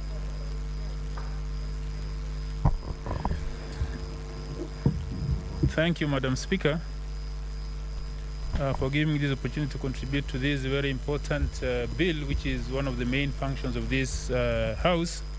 Madam Speaker, I'd like to state that on the issue of disbursement of funds to the counties, this bill is very clear, because Clause 5 has always been there, and it has always stated that whatever funds are collected, if there is under collection, the share of the county should not be affected. Then Article 219 of the Constitution also states that the national government must disburse funds to the counties without undue delay. But it has not been so. So the delays of funding to the counties is actually it's against the law. So it's something which Treasury has to realize that they have been contravening the law all this time. Madam Speaker, the other one is the issue of inclusion of RMLF in the equitable share. RMLF is part of is a fund which was actually developed because with the time roads were being constructed, but they were just quickly deteriorating because there was no maintenance mechanism. It was an agreement between the World Bank and the government of Kenya that the government has to raise funds to maintain the roads which they are borrowing money to construct. Now we have decided to kind of conveniently lose that memory, and part of this money, which is supposed to maintain Class D roads and below, is now being given to the counties unconditionally so that they can use and allocate it in the manner they deem fit. That means that 5 years or so down the line, we'll be in the same situation, that roads to be constructed and maintained by the counties will deteriorate, and we'll start now going back to the same issue of how do we maintain roads in the counties, while the national government is maintaining the roads under its purview from Class C and above. So we need to look at why we are giving these funds to the counties, because from now onwards, KRB will not be able to oversight that fund, because there is no requirement that it has to be used for road construction. It will be used for anything else, even paying salaries. The other one is the issue of the Equalization Fund. The drafters of the Kenyan Constitution 2010 knew very well that some parts of this country have been marginalized due to the sessional paper number 10 of 1965. That is why this fund was introduced. Now, for the last 11 years, that fund has not been used. And after the next 9 years... Senator, your time is up. Senator Lokorio Petronila, as Senator Mohammed gets ready online. Thank you. Thank you, Madam Speaker. I will only handle 2 issues because of the time limit of 5 minutes. Otherwise, I would have spoken for much, much longer. I will tackle 2 issues. One is the conditional grants that have now been lumped together under the shareable revenue. And Madam Speaker, initially it was easier to oversight particular allocations. When you say this allocation is for village polytechnics, the other one is for level 5, as overseers both at the county level and the national level, which is the Senate, it was made easier. I know they have quoted the Commission for Revenue Allocation as having advised that since functions are being followed by funds, or funds are following functions at the county level, that was necessary these conditions be lumped together. But I'm happy that the committee has made this amendment, and we shall be supporting it. Secondly, Madam Speaker, I would like to talk about the accountability at the county level. Now that we have given them this money, would like that they spend it wisely, reduce cases of pilferage, as much as we have been told time immemorial that 30% of our budget always goes to pilferage or corruption. And this has happened even before devolution came. So we want to encourage our leadership at the county level, the governors, to help us reduce this percentage that goes to corruption, so that we are not told that we devolved corruption as well. So, Madam Speaker, I support. Thank you. Thank you, Senator. Senator Mohammed, online. Thank you very much, Madam Speaker, for giving the opportunity to contribute to this Additional Revenue Bill 2021. Madam Speaker, this bill relates to the very important role of the mandate of the Senate. It will be very, important that this bill is given enough time so that members can actually debate and interrogate all the issues that are raised within the bill, including, of course, the debt reduction strategy. But now that we're there in the special session, I would like to support the report, and I thank the members of the committee. We were in this committee before, and I thank them for the good work they have done now. Madam Speaker, I would like to congratulate ourselves as senators for the good work we did last year. Had we not stood firm, had we not been able to actually stay firm and say that you cannot reduce funds to the counties, we will not be where we are today. The executive, of course, did at that time try his best to twist the Senate, but they didn't manage. In fact, then he realized, Mr. Speaker, Madam Speaker, that we are very strong as a team who work together as a team. If we get united for the sake of this country, if we get united for the sake of the mandate of the Senate, so that the senators work together, we can achieve a lot. Little did we know that at that time that the national government can promise an extra 53 billion shillings to the Senate. That has happened now, and in fact, we have this bill today, which is proposing 370 billion to the counties. But again, the executive is trying to commingle things that are not supposed to be mingled together. Two issues. Level 5 maybe is not supported by legal, legal backing, but the issue of fuel levy, for which there is a Road Maintenance Fuel Levy Act, for which that money is supposed to be used for road maintenance and road rehabilitation. It is not acceptable that you can lump that together and commingle it with the share revenue, so that counties can allocate that money the way they want. This money, which is allocated to counties, normally are earmarked. Work program is sent to KRB, and they actually are done for roads. The way we should bring it out today, this money will be spent the way it's wanted to build houses. I don't accept this. Good that we're getting 370, but 370 is not the reality. Actually, we're being cheated. Please, let's remove that fuel levy money aside and make sure it's actually allocated, even if the money goes below 370. Madam Speaker, the issue of level 5, of course, there are not level 5 hospitals in all the counties. There are only a few of them. If those counties are now going to, that money is going to be now given to everybody equally, how will you manage those level 5 hospitals where a lot of people actually go there because the population, those are 10 hospitals are very many. Madam Speaker, money is allocated to counties every year through DORA, through CARA, but again, the national section is not allocating money on time to the counties. County, the national section must give Senator, please wind up. Your time is up. The mandate of collecting revenue, the role is done by the national government. It is not by county governments. Please give the counties their money so that they can do their function. And counties must apply the money properly so that there's no corruption. Thank you, Senator. Your time is up. Senator Matsayo Stewart.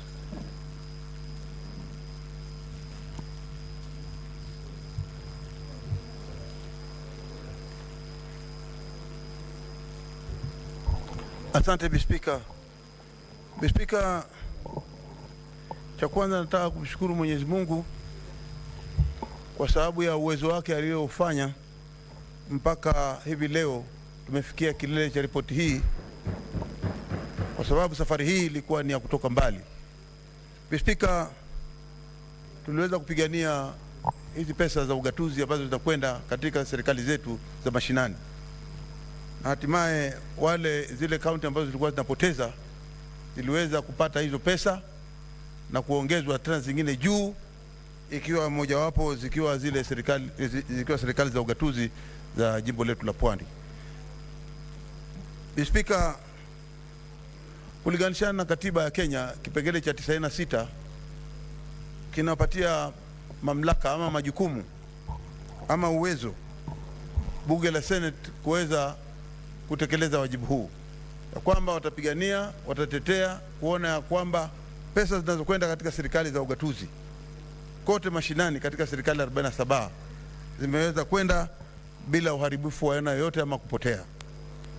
Spika, hawa maseneta walio hapa walisimama kidete na ningependa kuwashukuru sana, kwa sababu ilikuwa hali ya kuvuta ni kuvute, lakini mwisho tuliweza kufaulu. Spika, katika hii ripoti tunasema ya kwamba serikali isicheleweshe hizi pesa kwenda katika serikali zetu za ugatuzi.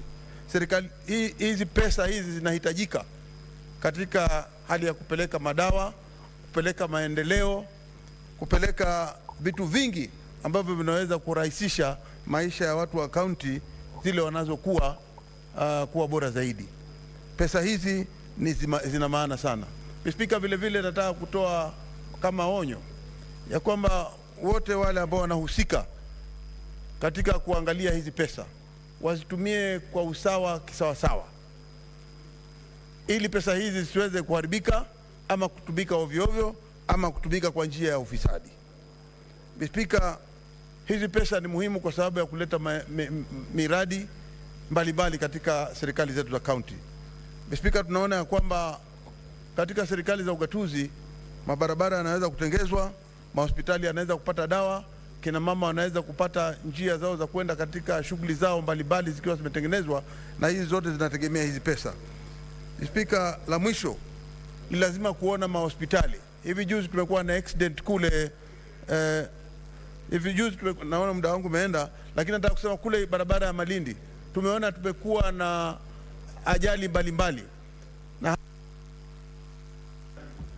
Senator, your time is up. Senator Halake Apchiro.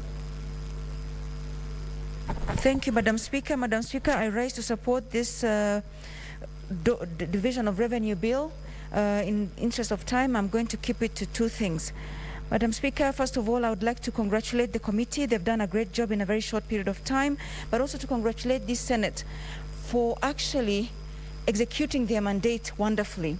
Madam Speaker, this particular Division of Revenue Bill is the first one that is really facing devolution, meaning that we have gone beyond the minimum to provide more revenue to the counties from the shareable revenue. And so at 370, and actually collectively together with the conditional grants at 409.88 billion, that's a very big win for devolution, and I hope that this money will be used properly by our counties. Madam Speaker, in terms of the fight that went into making sure that devolution gains and that devolution is resourced, I'd like to congratulate this House for standing steady and ensuring that counties like Isiolo, for instance, which were losing 800 million shillings, in fact, exactly 869 million shillings, did not lose that amount of money, because that would have meant shutting down most of the services in counties. But there's something that's very peculiar, Madam Speaker, that I have noticed as I was reading this report, is that while the development partners, the conditional grants from loans from development partners are social sectors facing, for instance, support to the healthcare system, support to the universal services, support to education, support to drought resilience programs in northern Kenya, our own resources from the national government, our own locally raised resources, are not really facing these sectors. And I wonder why. Why is it that we use donor money for people-facing sectors, such as the social sector, but use our own funds for other things. So I think as this House, I think in terms of our oversight, we need to see that the money we raise within our own country is actually serving the people that are most vulnerable and not leaving it to the development partners who once in a while may withdraw. And we found ourselves in the latest case of the ARVs in this country, where our people that are on first line of ARV medication could not access the commodities because it was mostly being funded by development partners. So this is one area of risk that we see as this House, that this House must actually start to oversight very keenly. Madam Speaker, again, in terms of losses and in terms of the BPS, I know this DORA is based on BPS, and at the time of the development of the BPS, the priorities were perhaps a bit different from what they are now. We're now going into the post-COVID recovery strategy, and I hope our county... Senator Mwinyi Haji Mohamed. Asante Spika kwa kunipa fursa hii kuchangia mswada wa ugawaji wa rasilimali katika muhula wa mwaka 2021-2022. Kwanza Mheshimiwa Spika, ningependa kujiunga na wenzangu wote ambao wamezungumza kabla yangu kuchangia mswada huu na kwamba ninaunga mkono moja kwa moja mswada huu. Mheshimiwa Spika, donda sugu ambalo liko katika nchi yetu hivi sasa ni ufisadi. Kwa sababu ufisadi umetanda katika kila sehemu ya serikali, ziwe ni serikali za ugatuzi, iwe ni serikali kuu. Na hii ilithibitishwa na Rais Uhuru Kenyatta majuzi aliposema kwamba kwa siku shilingi bilioni 2 zinapotea kwa sababu ya corruption, kwa sababu ya ufisadi. Kwa hiyo Mheshimiwa Spika, sisi kama bunge la Senate katika jukumu letu la kuchunguza na kuangalia serikali, inafaa tufanye mambo zaidi kuliko vile tunavyofanya sasa. Mheshimiwa Spika, ikikumbukwa katika Mombasa majuzi kulizunduliwa daraja la miguu watu kuvuka kutoka upande wa Likoni na kuingia mjini. Mheshimiwa Spika, daraja hii sasa imesababisha watu kuzuiliwa kuvuka kutumia feri kati ya saa 11 alfajiri mpaka saa 2 asubuhi na kuanzia saa 10 jioni mpaka saa 2 usiku. Mheshimiwa Spika, hii imesababisha msongamano mkubwa juu ya daraja lile. Na lile daraja Mheshimiwa Spika, halijachunguzwa na kudhibitiwa lina uwezo wa kubeba watu wangapi kwa wakati mmoja, kwa sababu wale wanaovuka kwa sasa ni wengi sana kulingana na vile ambavyo kumekuwa na uhaba wa vyombo vya usafiri kutoka Likoni kuja mjini. Kwa hiyo Mheshimiwa Spika, tunasema kwamba lile lengo la kuweza kuzuia maambukizi ya corona kwa sasa halitaweza kufikiwa kwa sababu watu wanasongamana na vile vile hawana nafasi ya kuweza kutembea vile walivyokuwa wakitembea awali. Mheshimiwa Spika, jambo lingine ambalo limechangiwa na hii daraja pia ni kwamba biashara hususan meli zinazoingia kuweza kushusha mizigo na kupakia mizigo katika bandari ya Mombasa zimekatizwa pia, kwa sababu kati ya saa 11 alfajiri mpaka saa 2 asubuhi meli zile haziwezi kuingia ndani ya poti na kuweza kufunga na kufuchusha mizigo. Vile vile inapofika saa 10 jioni meli pia haziwezi kutoka nje ya bandari ya Mombasa. Inasababisha msongamano wa meli katika bandari ya Mombasa, na vile vile pia inaweza kusababisha gharama zaidi iweze kulipishwa zile meli ambazo zinaingia katika bandari yetu ya Mombasa, kwa sababu kila meli ina wakati wake wa kusafiri. Kwa hivyo iwapo usafiri utachelewa, ina maana zile mashirika ya meli yataweza kuweka ile inaitwa delay surcharge kwa bandari ya Mombasa. Kwa hiyo Mheshimiwa Spika, yote imesababishwa na kwamba serikali katika mipango yake haihusishi wananchi kuhusu ile miradi ambao wanapanga kufanya. Kwa hiyo Mheshimiwa Spika, nikimalizia ni kwamba lazima Senator Dr. Abdullahi Ali online. Thank you, Madam Chair. Madam Chair, I want to thank the Senate for the job it did. Yes, thank you very much. We did a very good job last time. But unfortunately, what we have done will just go through the drain when the BBI passes because of 203N, as Senator Sahaja mentioned earlier, because of the per capita, because counties like Isiolo, which were losing 400 or 600 or whatever, will lose 1.something billion now. Counties like Tana River will lose 2 billion. So what will be the use of the Senate what will Article 217 do? Because it will be overridden by Article 203N when the BBI passes. Madam Speaker, when we talk of resources that follow functions, that is true. We always talk about that. But where the devolution talks about water being devolved, health being devolved, agriculture and many other sectors being devolved. But where is that money? All that money is in headquarters, and in every financial year, the money increases. The Ministry of Health increases by billions, water increases by billions, agriculture increases by billions, and us, our job is just to talk about devolution and devolved functions when no money goes to those areas, Madam Speaker. Madam Speaker, the courts did a good job. They fought for us. They did the right thing. But when other issues come up, we talk about following the law, and things are not done properly. When things are not done properly, this country will not function properly as well. We are talking about corruption, Madam Speaker. Corruption, as the leader of the minority said, this is a country of thieves, true. But the country of thieves, who nothing happens to them. Only the ones who steal goats and sheep and hens are the ones who are taken to court, and those are the ones who are taken to jail. But the bigger thieves, nothing happens to them. They sit and eat and enjoy and abuse everybody, center, left, and right, and nothing happens to them. That's why we have KEMSA. That's why we have MESS. With that MESS, we are still increasing the money to 7.7 billion. Madam Speaker, is this the way we want this country to go? The president said we are losing 2 billion per day. Where is the DCI? Where is the ESCC? Where is the DPP? Why is action not taken? These guys who are taking 2 billion per day, they should go and rot in committee. And their money, the government should get it back, Madam Speaker. Madam Speaker, the Auditor General... Senator, your time is up. The Auditor General has mentioned... Your time is up. Senator Olekina Ledama. We promise to give Olekina 5 minutes. Madam Speaker, thank you very much. I rise to support this Division of Revenue Bill. Madam Speaker, from the onset, let me register my appreciation for this Senate and to let Kenyans know out there that this Senate fought for you to be able to get more money. When people ask what does a senator do, when a senator comes and fights for more money. In 2021, Madam Speaker, or 2020-2021 financial year, Narok County was getting 8 billion. But because we passed the revenue formula in this House, Narok County is going to get 8.8 billion. When I sit in my home, I say I've done my job and I'm happy that Narok County will get that money.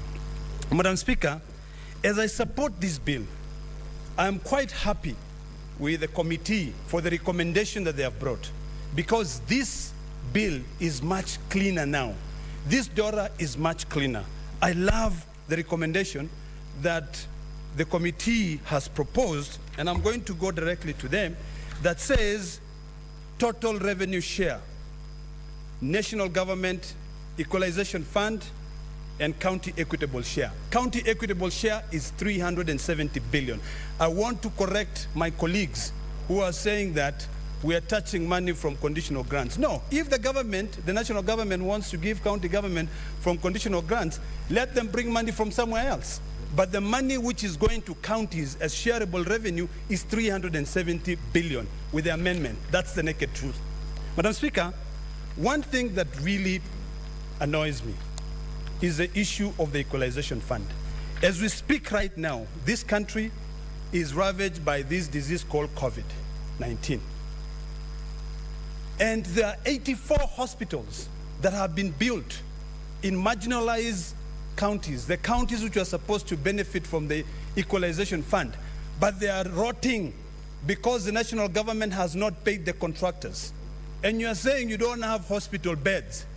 CS Cargo, instead of promising Kenyans that you're going to get 4 million vaccinations by June, which we know they are not going to come, sit down with these counties, health is devolved, see how they can be able to move that money from Treasury, from the equalization fund, and pay those contractors so that we can create more rooms for the people who are sick. Madam Speaker, as we pass this bill, I want to encourage counties to continue putting more emphasis on raising on-source revenue. Madam Speaker, the majority whip will bear witness with me, and I was given 5 minutes, that I shared, because the speaker rules, not me, that most counties do not really concentrate on on-source revenue. It is about time that you do, because we are all crying here that the national government is not releasing money on time. Madam Speaker, if you look at the Division of Revenue Bill, and I want to welcome my colleagues to go to page 247 and look at column G, the net balance left for national government for this last financial year was a deficit of 161 billion. With money having gone to 370 billion, we might be here sitting down and patting our shoulders and saying we have done a good job as a Senate. But guess what? This country will now have a deficit of 384 billion. What does that translate to? More debt, more taxes. So really, we cannot have our cake, we can't bake it and eat it. We have to be factual. What we are doing here, we are doing a good job in fighting for more money to go to counties. But we also have to be cognizant of the fact that during a pandemic period, when the government cannot raise more money, there's no money that goes to the county governments. So the best thing that county governments can do now is to raise more revenue, on-source revenue, concentrate. And governors, please, now that you know you're not getting the big dollars or the big billions that you're getting from the national government, focus on on-source revenue. Finally, let me correct my aptee, Senator from Wajir. I'm not a proponent of BBI, but if BBI was to pass, Wajir will get 11 billion. It will not lose money. So we have to speak facts. They will help us. Every county will get money, more money. Those are the facts, you know, and you know, the truth has got no shades of gray. So, Madam Speaker, I support this with the amendments, and I congratulate the team that worked really hard to be able to bring the amendments. Thank you, Madam Senator. Senator Christopher Langat Andrew. Thank you, Madam Speaker. May I also stand to support this particular revenue allocation bill? And I want to say that the Senate is doing great work as far as technically fighting for this money to go to our counties. But still, we have got some few challenges that I want to highlight here, Madam Speaker, right from the Treasury. Up to this particular time, if you go to our counties, you are able to see most of the projects that I have stalled, they have become white elephants, and the governors still cry that the Treasury has not released the money on time. So the Senate is doing well, but the challenge is still with the Treasury, Madam Speaker. And I want to say that this particular delay to the dispersion of money by the Treasury to the counties has led even to some of the projects have stalled. Another one is that most of the contractors have failed to get their money. So we have got a lot of money that the contractors have not received. This one should be taken seriously, Madam Speaker, and it should be checked. Another one is that though actually this particular house is empowered by the Constitution according to Article 96, free to determine the money that goes to the counties. And before the other time, it almost split this particular house into half. I want to say that the greatest challenge is on the oversight. We are the oversight, we are actually in charge of the oversight, but the greatest challenge, Madam Speaker, is that we are not empowered to do that. And the organ that is supposed to do it, the Auditor General, we have always been attending these particular CPIC meetings, and we have realized that even the Auditor General has been delaying so much, so that if you check the audit report that we are going to do right now, is actually an audit report of the last 3 years, when the money already has been misused by the governors and the other people who are concerned with this particular money. Corruption has taken place. People have gone with their money. They have developed themselves instead of the county projects. And I want to say that another problem that should be checked is the delay by the Auditor General. And I want to say we have quite a lot of challenges.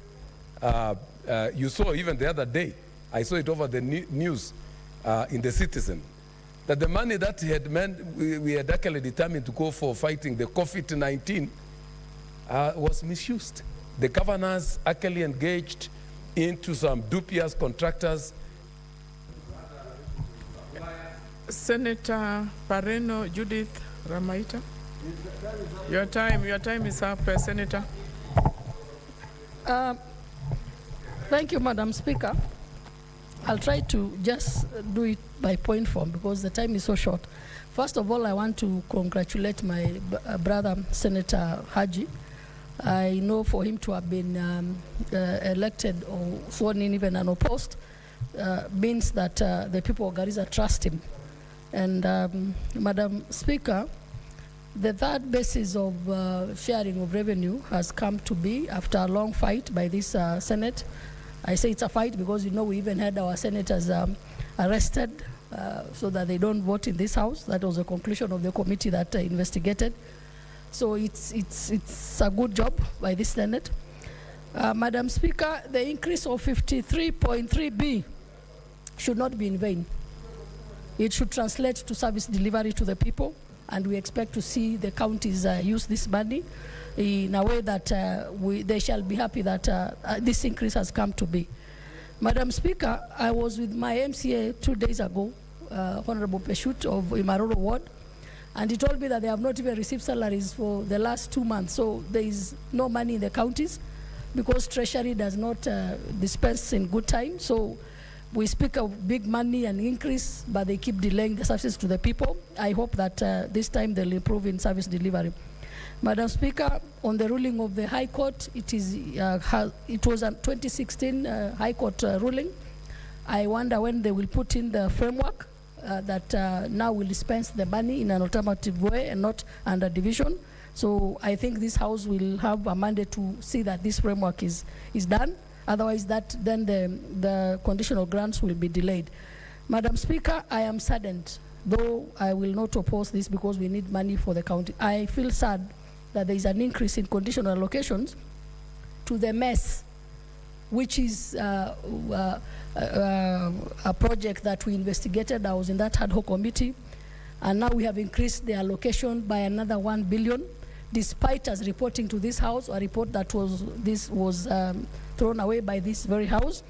But despite us reporting that there was so much corruption, to an extent that I give one example of a stethoscope costing 5,500 shillings, going for 1.2. It is listed at 4,500 from where it was being listed, but what reflects in our record is that it is listed by 1.2. Corruption at its highest level. I don't know what we'll do with it. Instead of punishing this particular project and the implementation of this project, we increase money by 1 billion. That is sad, Madam Speaker, and I hope that there'll be a way that we can improve the services after this. Senator Shionga, online. Thank you, Madam Speaker. I don't know if I'm audible enough. Yes, Thank you, Madam Speaker, yes, you are. for giving me this opportunity to contribute to this motion or the bill. Madam Speaker, I want to start by thanking our newly elected Senator Haji Abdul or Haji Jr. to this House. Feel welcome, most welcome, and we are happy to be with you. Madam Speaker, I would also want to congratulate the committee that has come along to make sure that this bill is discussed in this House and passed, because it's a bill that actually holds together the nation through the national revenue allocation and the counties. Madam Speaker, I would want, it can't go without me discussing about the corruption that we have at this in this country and the disbursement of funds. Madam Speaker, when we have late disbursement of funds, especially those that are going to the county government, then definitely we open up a new tab whereby the corruption takes place. Because then the county gets another loophole of making sure that they fill up these pending bills by using other money that comes in, probably maybe from the grant they get or the partners' donation that they get. And then when this money comes in late, then they have another avenue of using or misusing it.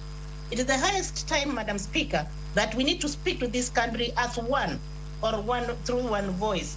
That as much as the Senate has used and has used its time fighting to make sure that funds goes to the county government and be utilized in the development structures that have been put into place. It is not money that is supposed to be used by governors or those people who are down there to be their money for their assets or for their own development.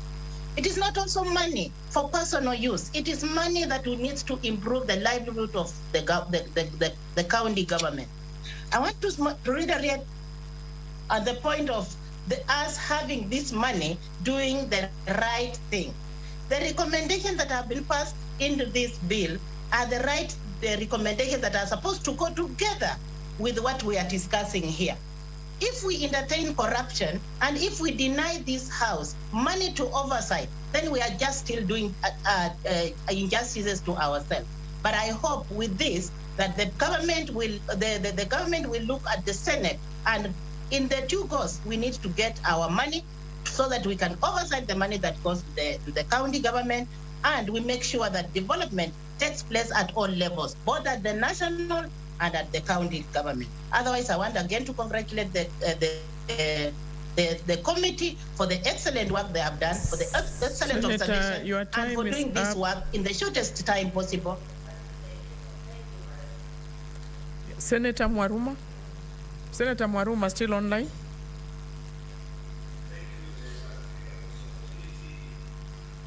Yes, leader.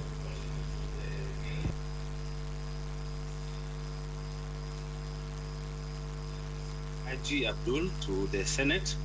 I wish him well as he joins the Senate of Kenya and as he serves the people of Mandera.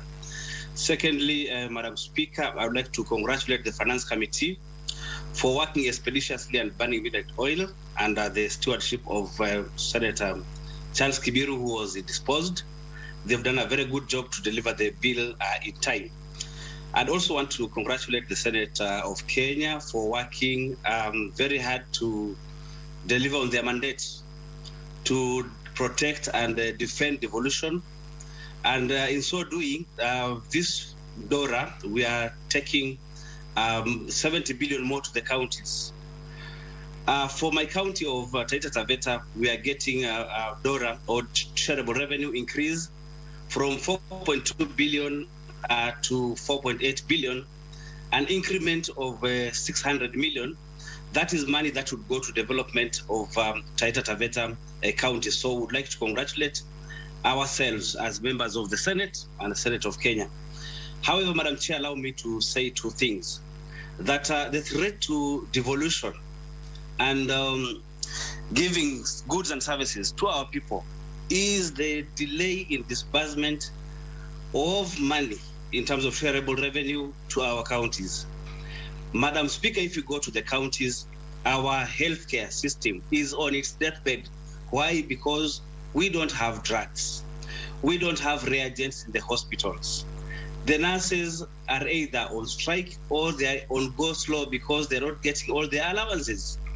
Madam Speaker, if there is no medicine, somebody who is sick in the hospital will not wait for the medicine.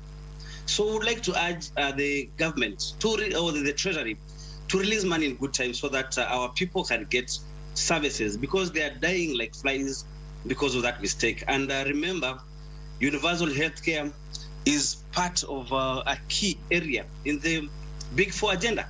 Look, Madam Speaker, at the issue of agriculture, which is also devolved.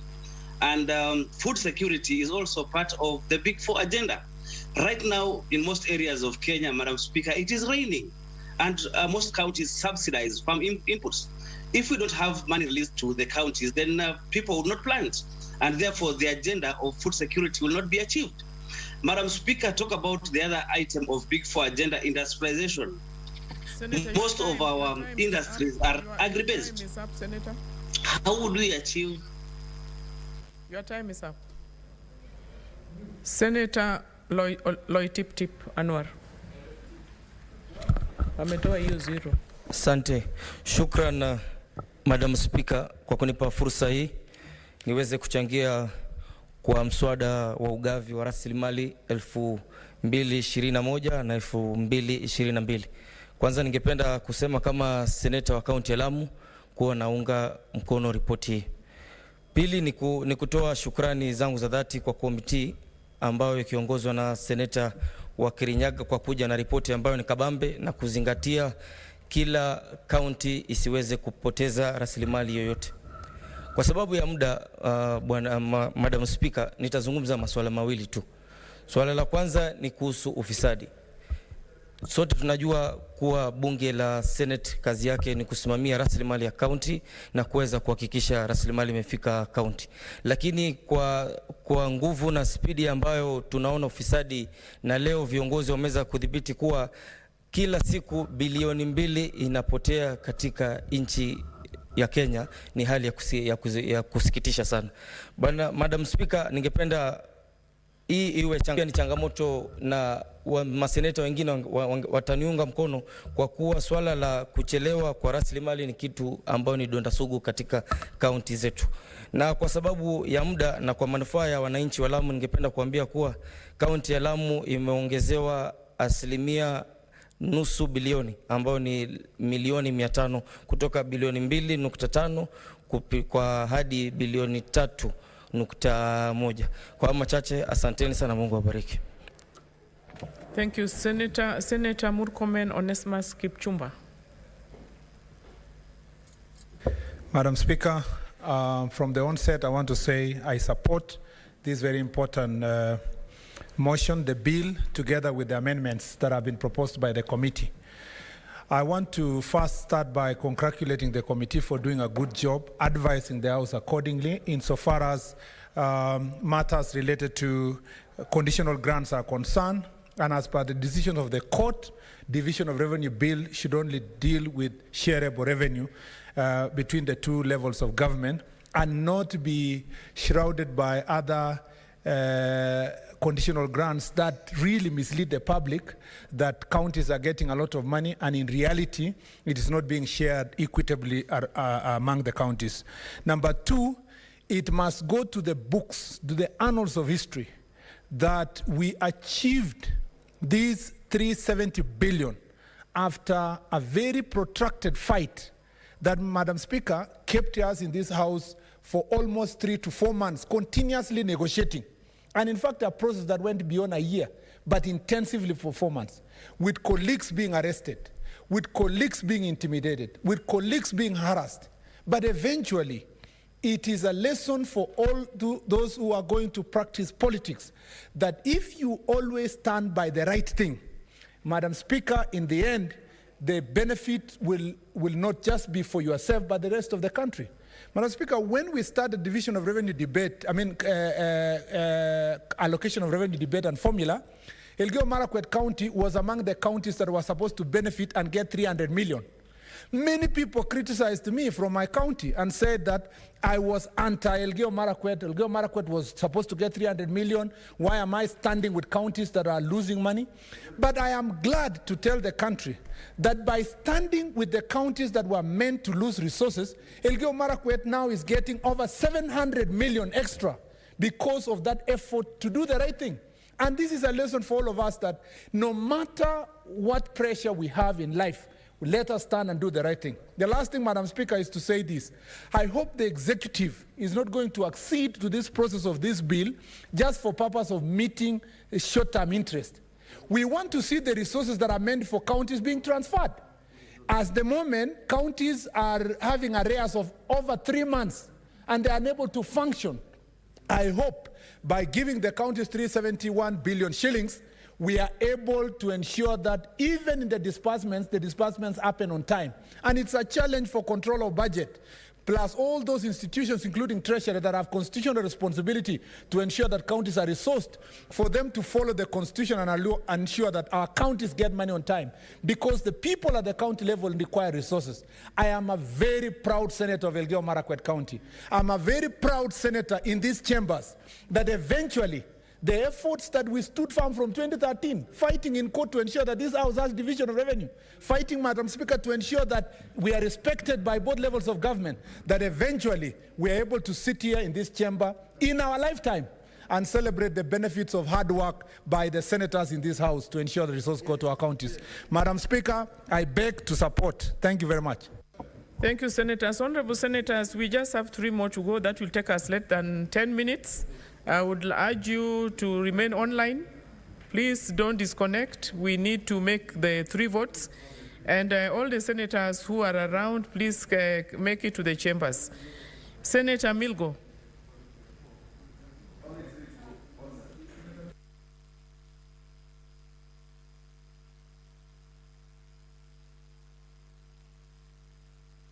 Senator, we are hearing you.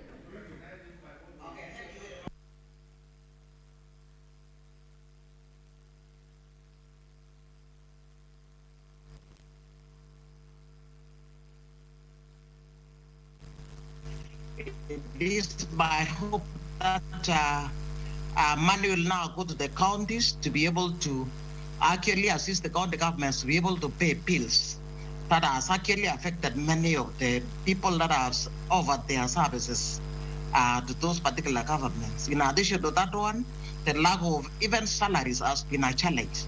Madam Speaker, my major worry in this particular bill only is actually the lumping of conditional grants in equitable share. Madam Speaker, I am worried particularly, I want to isolate one case of 2 billion shillings that was ring-fenced for different institutions. Madam Speaker, I think there are many counties that are able to use this particular fund to actually put up excellent different institutions. But then there are those who actually diverted the funds because of corruption that is very rampant in the counties. Now that this money has been lumped together, I think it will be a challenge for us to be able to oversight this fund and in this case follow up where the money is actually gone. Madam Speaker, Kenya has actually set out to become a middle income country by the year 2030. And what is missing, Madam Speaker, is a skill gaps in this country that in this case can be supplied through these different institutions. And in this case, if you go out, you find that Kenya is admired for very wonderful skills. However, we still have very few of these particular skills. Madam Speaker, part of these conditional grants were going to universal healthcare. However, because of the rampant conditions in the counties, what happened is that we could not even manage to come up with good health centers, because I think we should have been able to handle COVID-19 with a lot of ease. Madam Speaker, I think it is incumbent upon this particular Senate then to ensure that we follow this money and oversight to ensure that money is not lost. Now that we've been added over 50 billion, this is good money. However, while we celebrate in the Senate, we know that it can be a challenge when, in this case, money is diverted from instead of spending it in a particular purpose. As I end, Madam Speaker, let me take this opportunity to welcome Senator Yusuf Haji Jr. Your time is spent, Honorable Senator, your time is spent. Senator Mary Senator. Mary Senator online, please.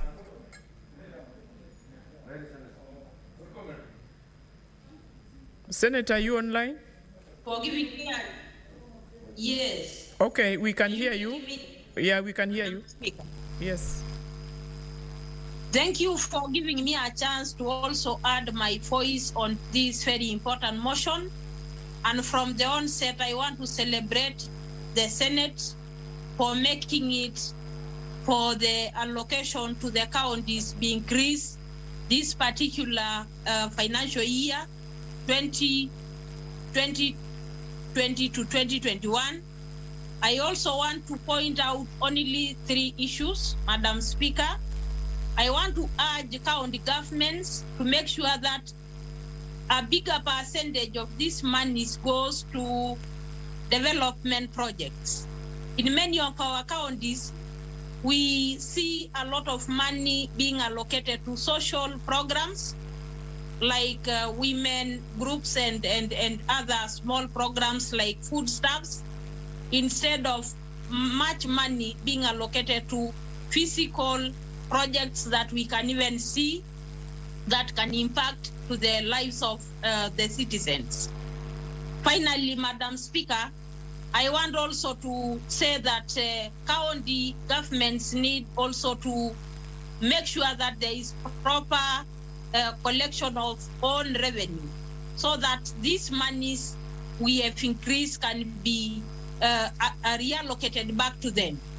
Madam Speaker, without revenue allocation, then we shall see late disbursement of monies, or we shall even see an empty treasury without money.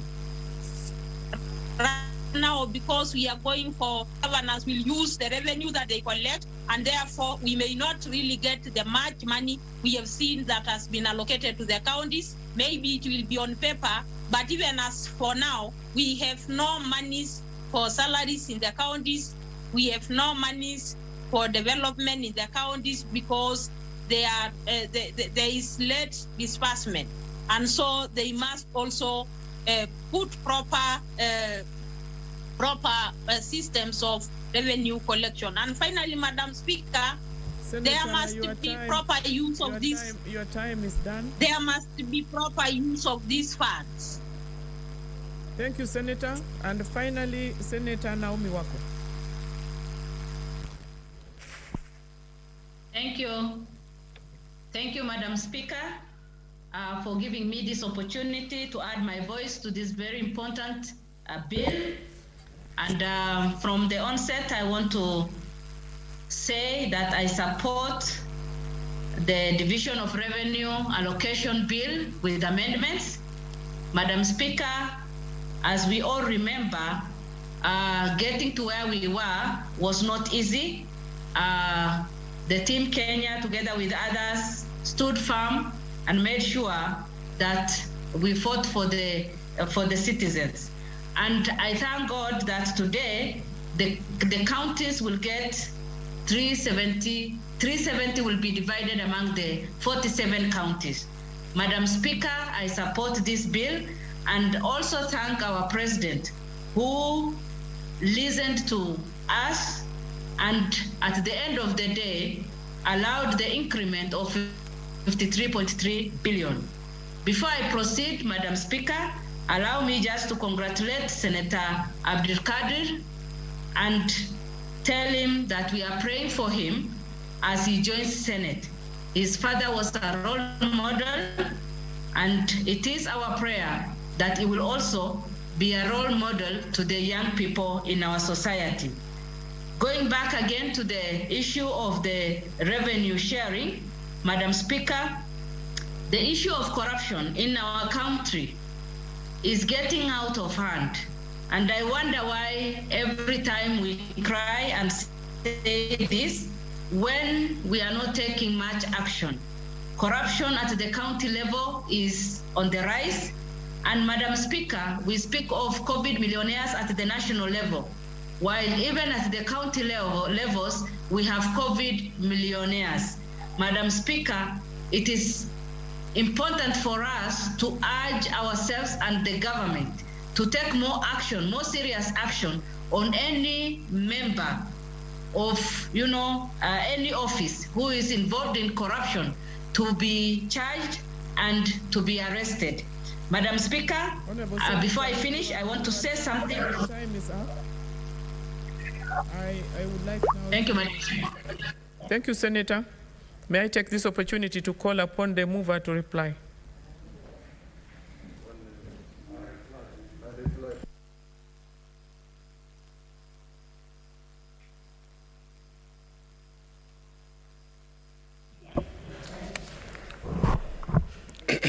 Madam Speaker, I beg to reply. Madam Speaker, I want to thank members who have spoken. on the bill and the support that I see coming to make sure that we pass this bill. Madam Speaker, this is a big improvement from the last Division of Revenue bill, and is in tandem with the provisions of our Constitution, Madam Speaker, whereby the Constitution provides for no less than 15%, and this now represents 27.3%. That is something that the Senate has been able to fight to be able to support counties. Madam Speaker, you can see now why members are asking for accountability, why members are saying that this disbursements should be quick and urgent as soon as it is possible, and that the counties therefore become responsible. And you've listened, I have listened to suggestions by members. I want to support that. There's a lot of money coming in. Apart from the equitable share, there's a lot of other monies that are coming to support various programs. And so there, the capacity of the counties to absorb these funds, the capacity of the counties to actually account for these funds is going to be a big issue. And so those of you who are running counties out there, be prepared and be forewarned. It is public money, it is for the people, it is for the counties, and we want to make sure that the money is put to good use. I would like to use this opportunity, therefore, to thank all those who have spoken and those who have made contributions. The issues they have raised, that the government is taking very keen attention, very keen interest in what we have to say. And Madam Speaker, it is for me to request again, members, to let us vote and pass this bill, and so that we are able, therefore, to move to the next level, which is the County Allocation of Revenue bill. With those few remarks, Madam Speaker, I'm very glad that today we are able to vote online also. And those of you who are online, I want to appeal to them, Madam Speaker, to stay online as you have done, so that you can finish with this vote. I beg to reply. Thank you.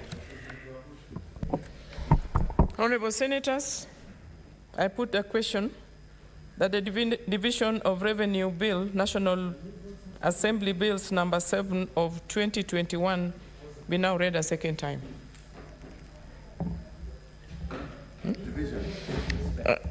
Can the bell be read for only rang for only 1 minute, please?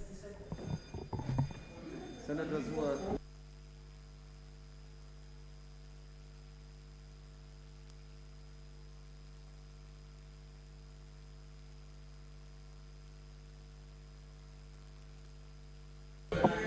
Can we have tellers on, please let's have one, can the tellers move forward to the dispatch? The tellers from both sides. Senator Abshiro and Senator Pareno.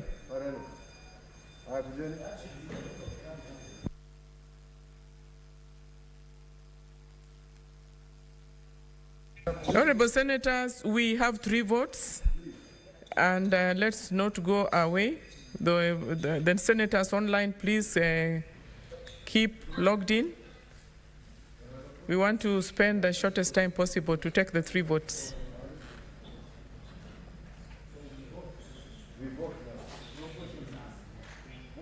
And this is a matter concerning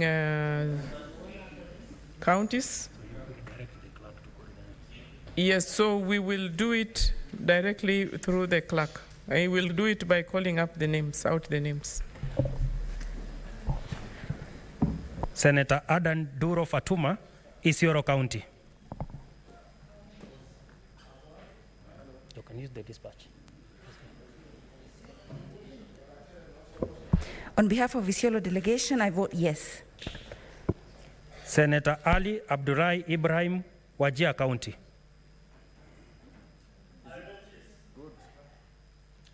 Senator Boy Isa Juma, Kwale County. I vote yes. Oh, that's the...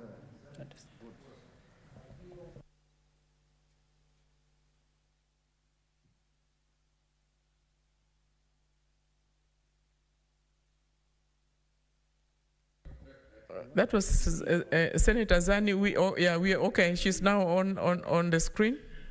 Senator, you can repeat.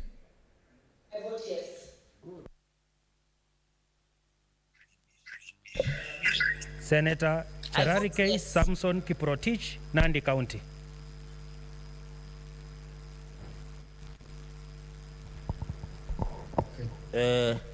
Madam Speaker, I vote yes on behalf of Nandi. Senator Cheriot Aaron, Kericho County.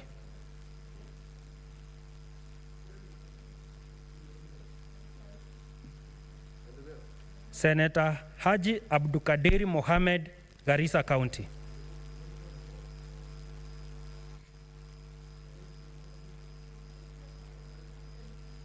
Senator Harigura Godana, Marsabit County. Madam Speaker, I vote yes. Senator Imana Marakai Charles, Turkana County.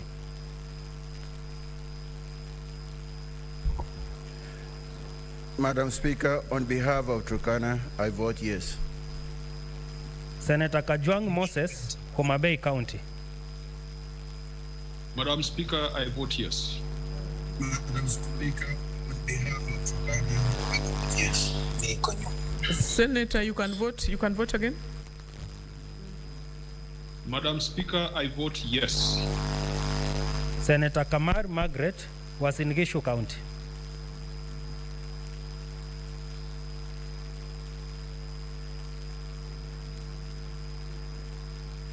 Madam Speaker, I vote yes. Can we hear Senator please vote again? I vote yes, Madam Speaker. Senator Kangata Irungu, Murang'a County.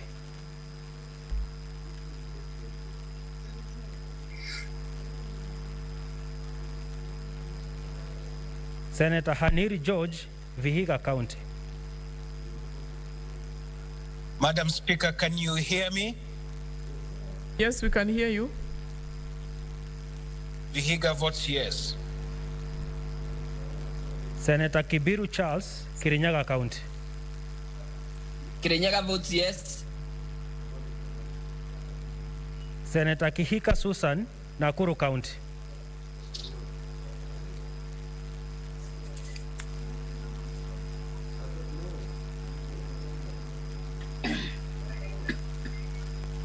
Senator Kimani wa Matangi, Kiambu County.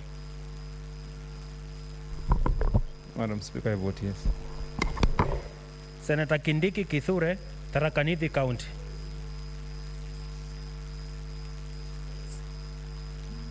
Senator Kirinyaga Ephraim Mwangi Maina, Nyeri County.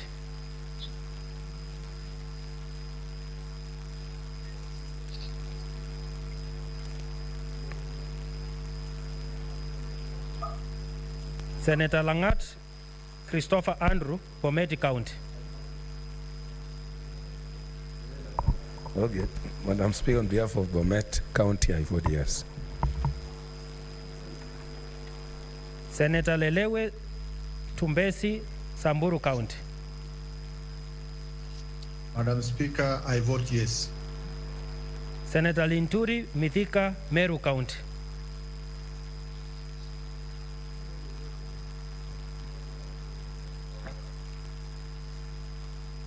Senator Loitiptip Anwar, Lamu County. Madam Speaker, on behalf of the great people of Lamu County, I vote yes. Thank you. Senator Mazayo Stewart, Kilifi County.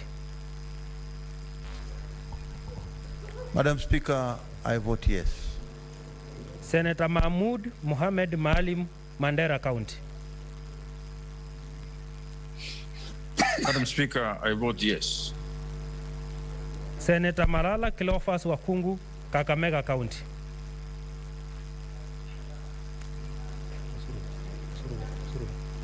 Of Kakamega delegation, Senator Musuruve votes yes. Senator Mbito Michael, Trans Nzoia County.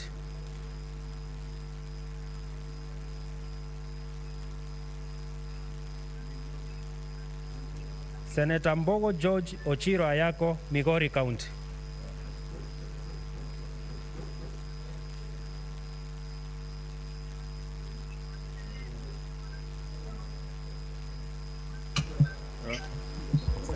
Madam Speaker, I vote yes. Senator Mogeni Okongo, Nyamira County.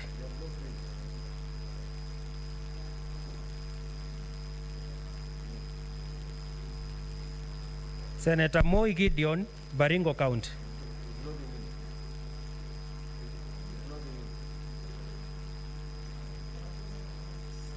Senator Mpayei Philip, Kajiado County.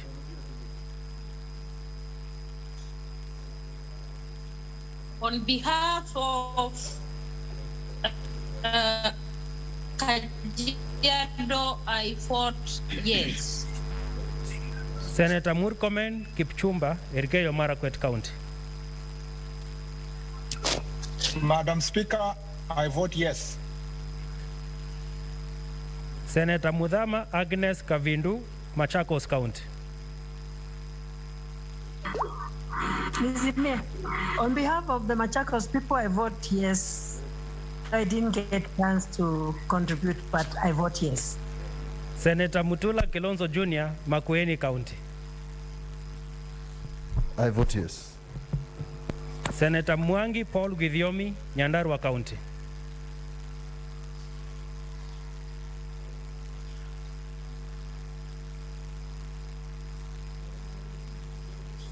Senator Mwaruma Jones Mwasushe, Taita Taveta County.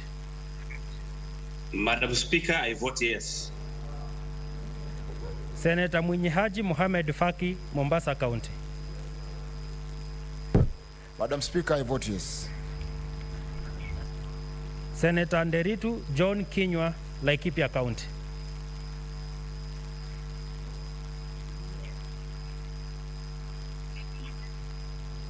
Senator Ndwiga Peter Njeru, Embu County.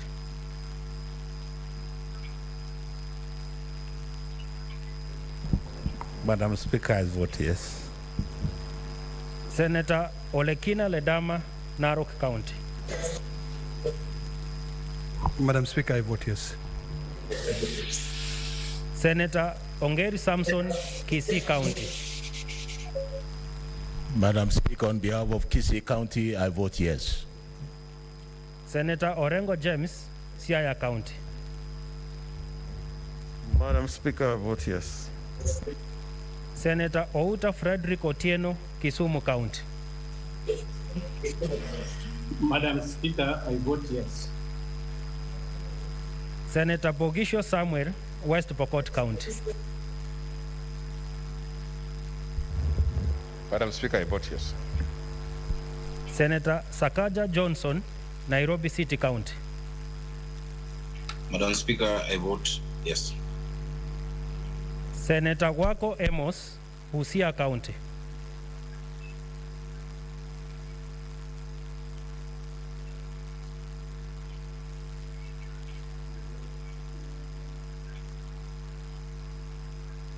Senator Wambua Enoch, Kitui County. Madam Speaker, I vote yes. Senator Wario Golich Juma, Tana River County.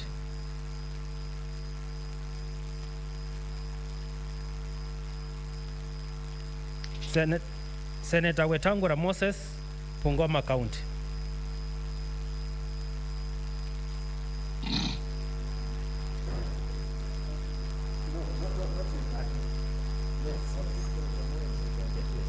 Yeah, we will repeat for senators who are not in the house there. Senator Cheruiyot Aaron, Kericho County.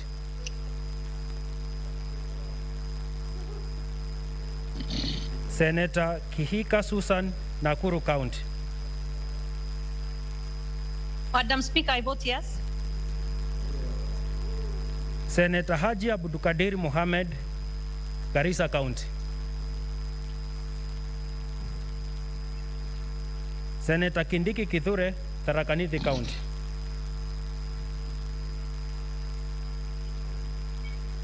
Senator Kirinyaga Ephraim Mwangi Maina, Nyeri County.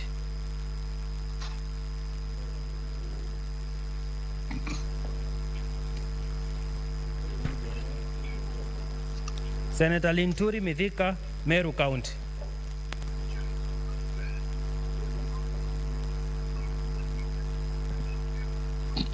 Senator Mogeni Okongo, Nyamira County.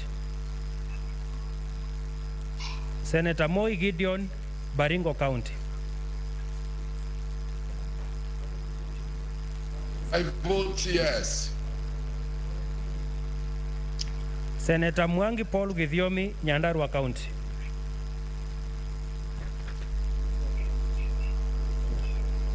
Senator Nderitu John Kinywa, Laikipia County.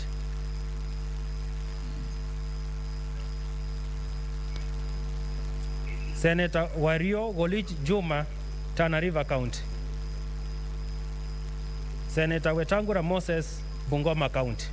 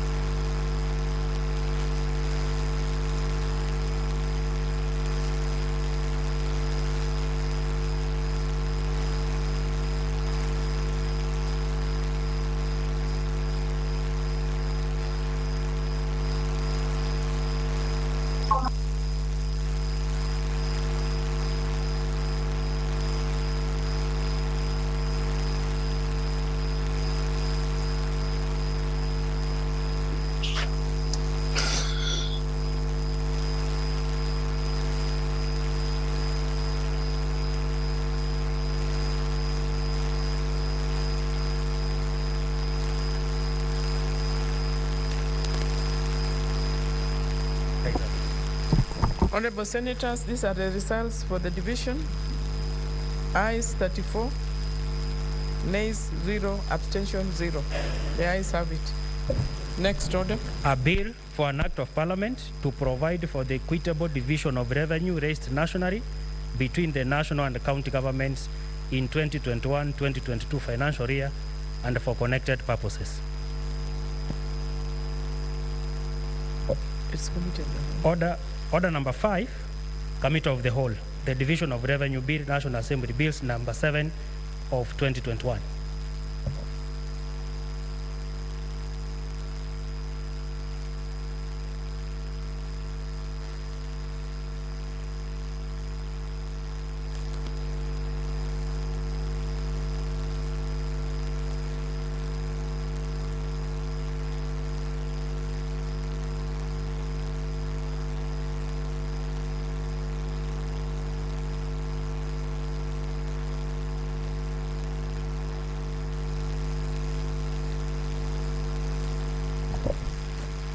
The senators, we can sit as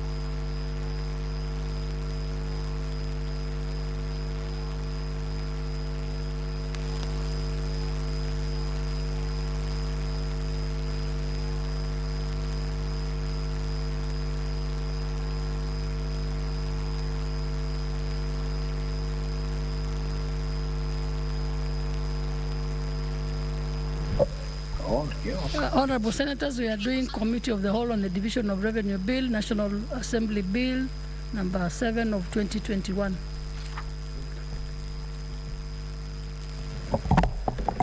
Clauses 3, 4, and 5.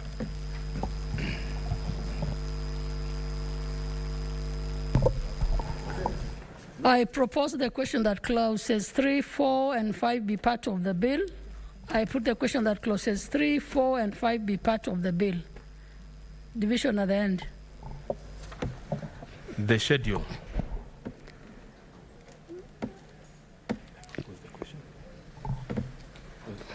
What's the title? The schedule.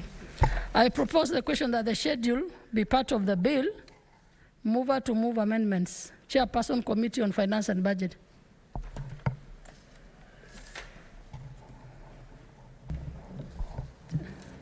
Chairperson. Madam Chair, I would like to move that the bill be amended by deleting the schedule and substituting therefore the following new schedule.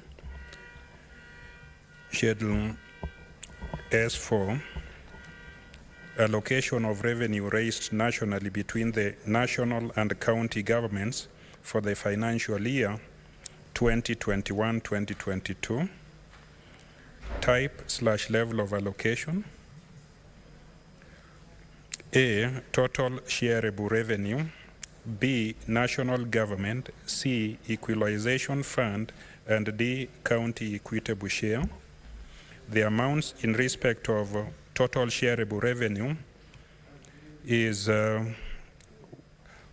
1,775,000,000 or billion 624,173,860. That is then B, national government, to be allocated 1,398,798,856,427. Equalization fund 6 billion 800. Is this? Not so sure. This looks like a trillion, yeah. 6,825,317,433. Then D, county equitable share, 370 billion. So in terms of percentages, equalization is 0.5%, and D, county equitable share is 27.3%. Thank you, Madam Speaker. I propose the question that the schedule be amended as proposed. I put the question that the schedule be amended as proposed. Division at the end. Clause 2, the title, and clause 1. I propose the question that clause 2, the title, and clause 1 be part of the bill. I put the question that clause 2, the title, and clause 1 be part of the bill. Division at the end.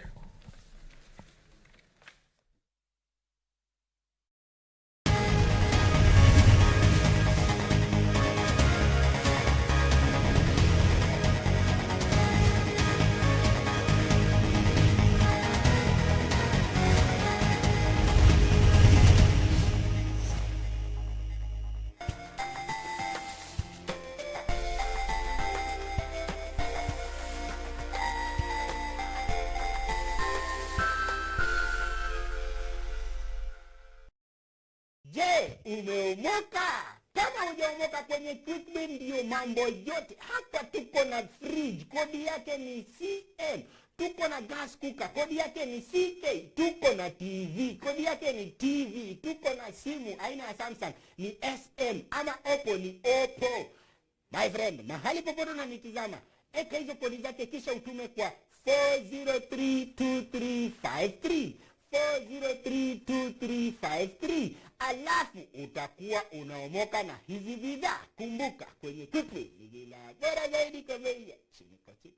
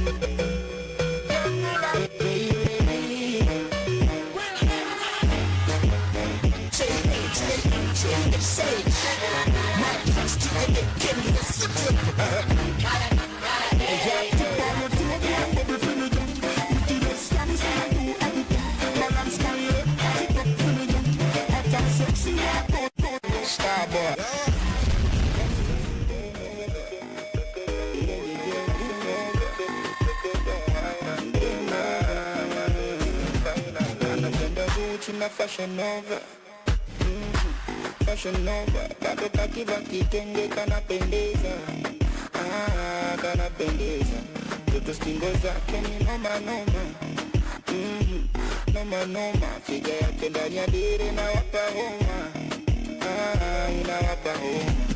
I see my baby's a fashionista, fashionista, and I like the way she bend over. My baby's a fashionista, fashionista.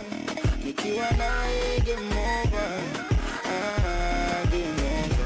Oh, I love the way you break it and pose. Oh, baby, break it and pose. Oh, I love the way you break it and whine. My baby, you fine. I love the way you break it and pose. Oh, baby, break it and pose. Oh, I love the way you break it and whine. Baby, you fine. I feel like you cause come on guitar. You and the dengue and the guitar. Ukibandua mina bandika. Oh nana. I'm on the most na maringo. Kaki smile kana dimples. Stellium pattern, girl are different. Nobody can do only Batman a bingo. I see my baby's a fashionista. Fashionista. And I like the way she bend over, bend over. You see my baby's a fashionista, fashionista.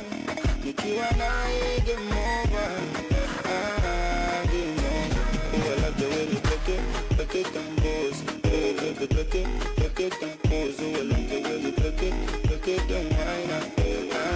My baby, you fine. I love the way you break it and pose. Baby, break it and pose. Oh, I like the way you break it and whine. My baby, you fine. Oh, I like the way you break it and pose. Oh, baby, break it and pose. My baby, you fine. I like the way you break it and pose. Oh, baby, break it. Ataka simple boy, ataka simple guy, sehemu fulani. Ataka simple guy, ataka simple boy, sehemu fulani. Mapenzi hachagui kabila, maeneo. Unatoka Rogama, unatoka Runda, mama. Uko simple, don't you worry. Atakupa mwenyezi. Usipate, don't you worry. Atakupa mwenyezi. Unaweza fall in love with anyone, and I mean anyone. Unaweza fall in love with anyone, and I mean anyone. Mtoto wa madaya amefalina, amefalina. Kaboy kasalame amefalina, amefalina. Kasijana kanyeri kamefalina, kamefalina. Katoto kajambi kamefalina. Nimefalina, na nimependana. Oh, baby, oh. Nimefalina, na nimependana.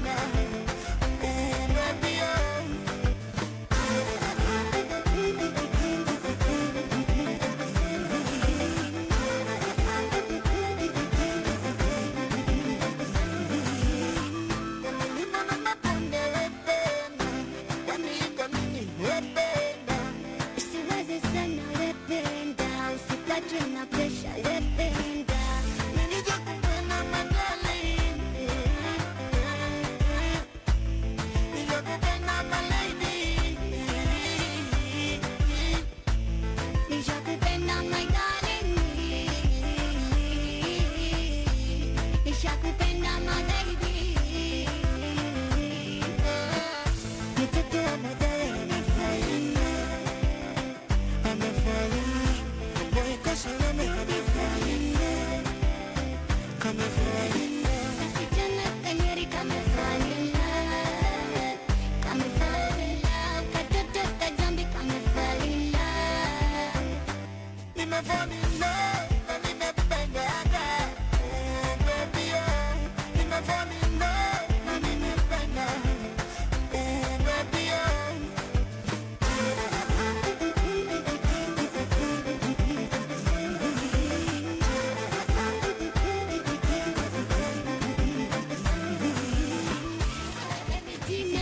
Uchezae jibu leo litambua, nachotaka ni mapenzi, na nikipenda nimependa, ili mradi kushindana, usiku wanijia kwa ndoto, mahaba moto moto, malavi siyo toto, nahisi nimeshashinda loto. Kuwa nawe mtoto kwenye baridi joto, nabaidi nitakuwa nawe. Nilisha nishibe, una deni la moyo wangu. Situko bize dele, nahitaji time yangu. Nataka nikushike japo one time, one time. Unitulize roho yangu one time, one time, one time. Unitokee ghetto one time.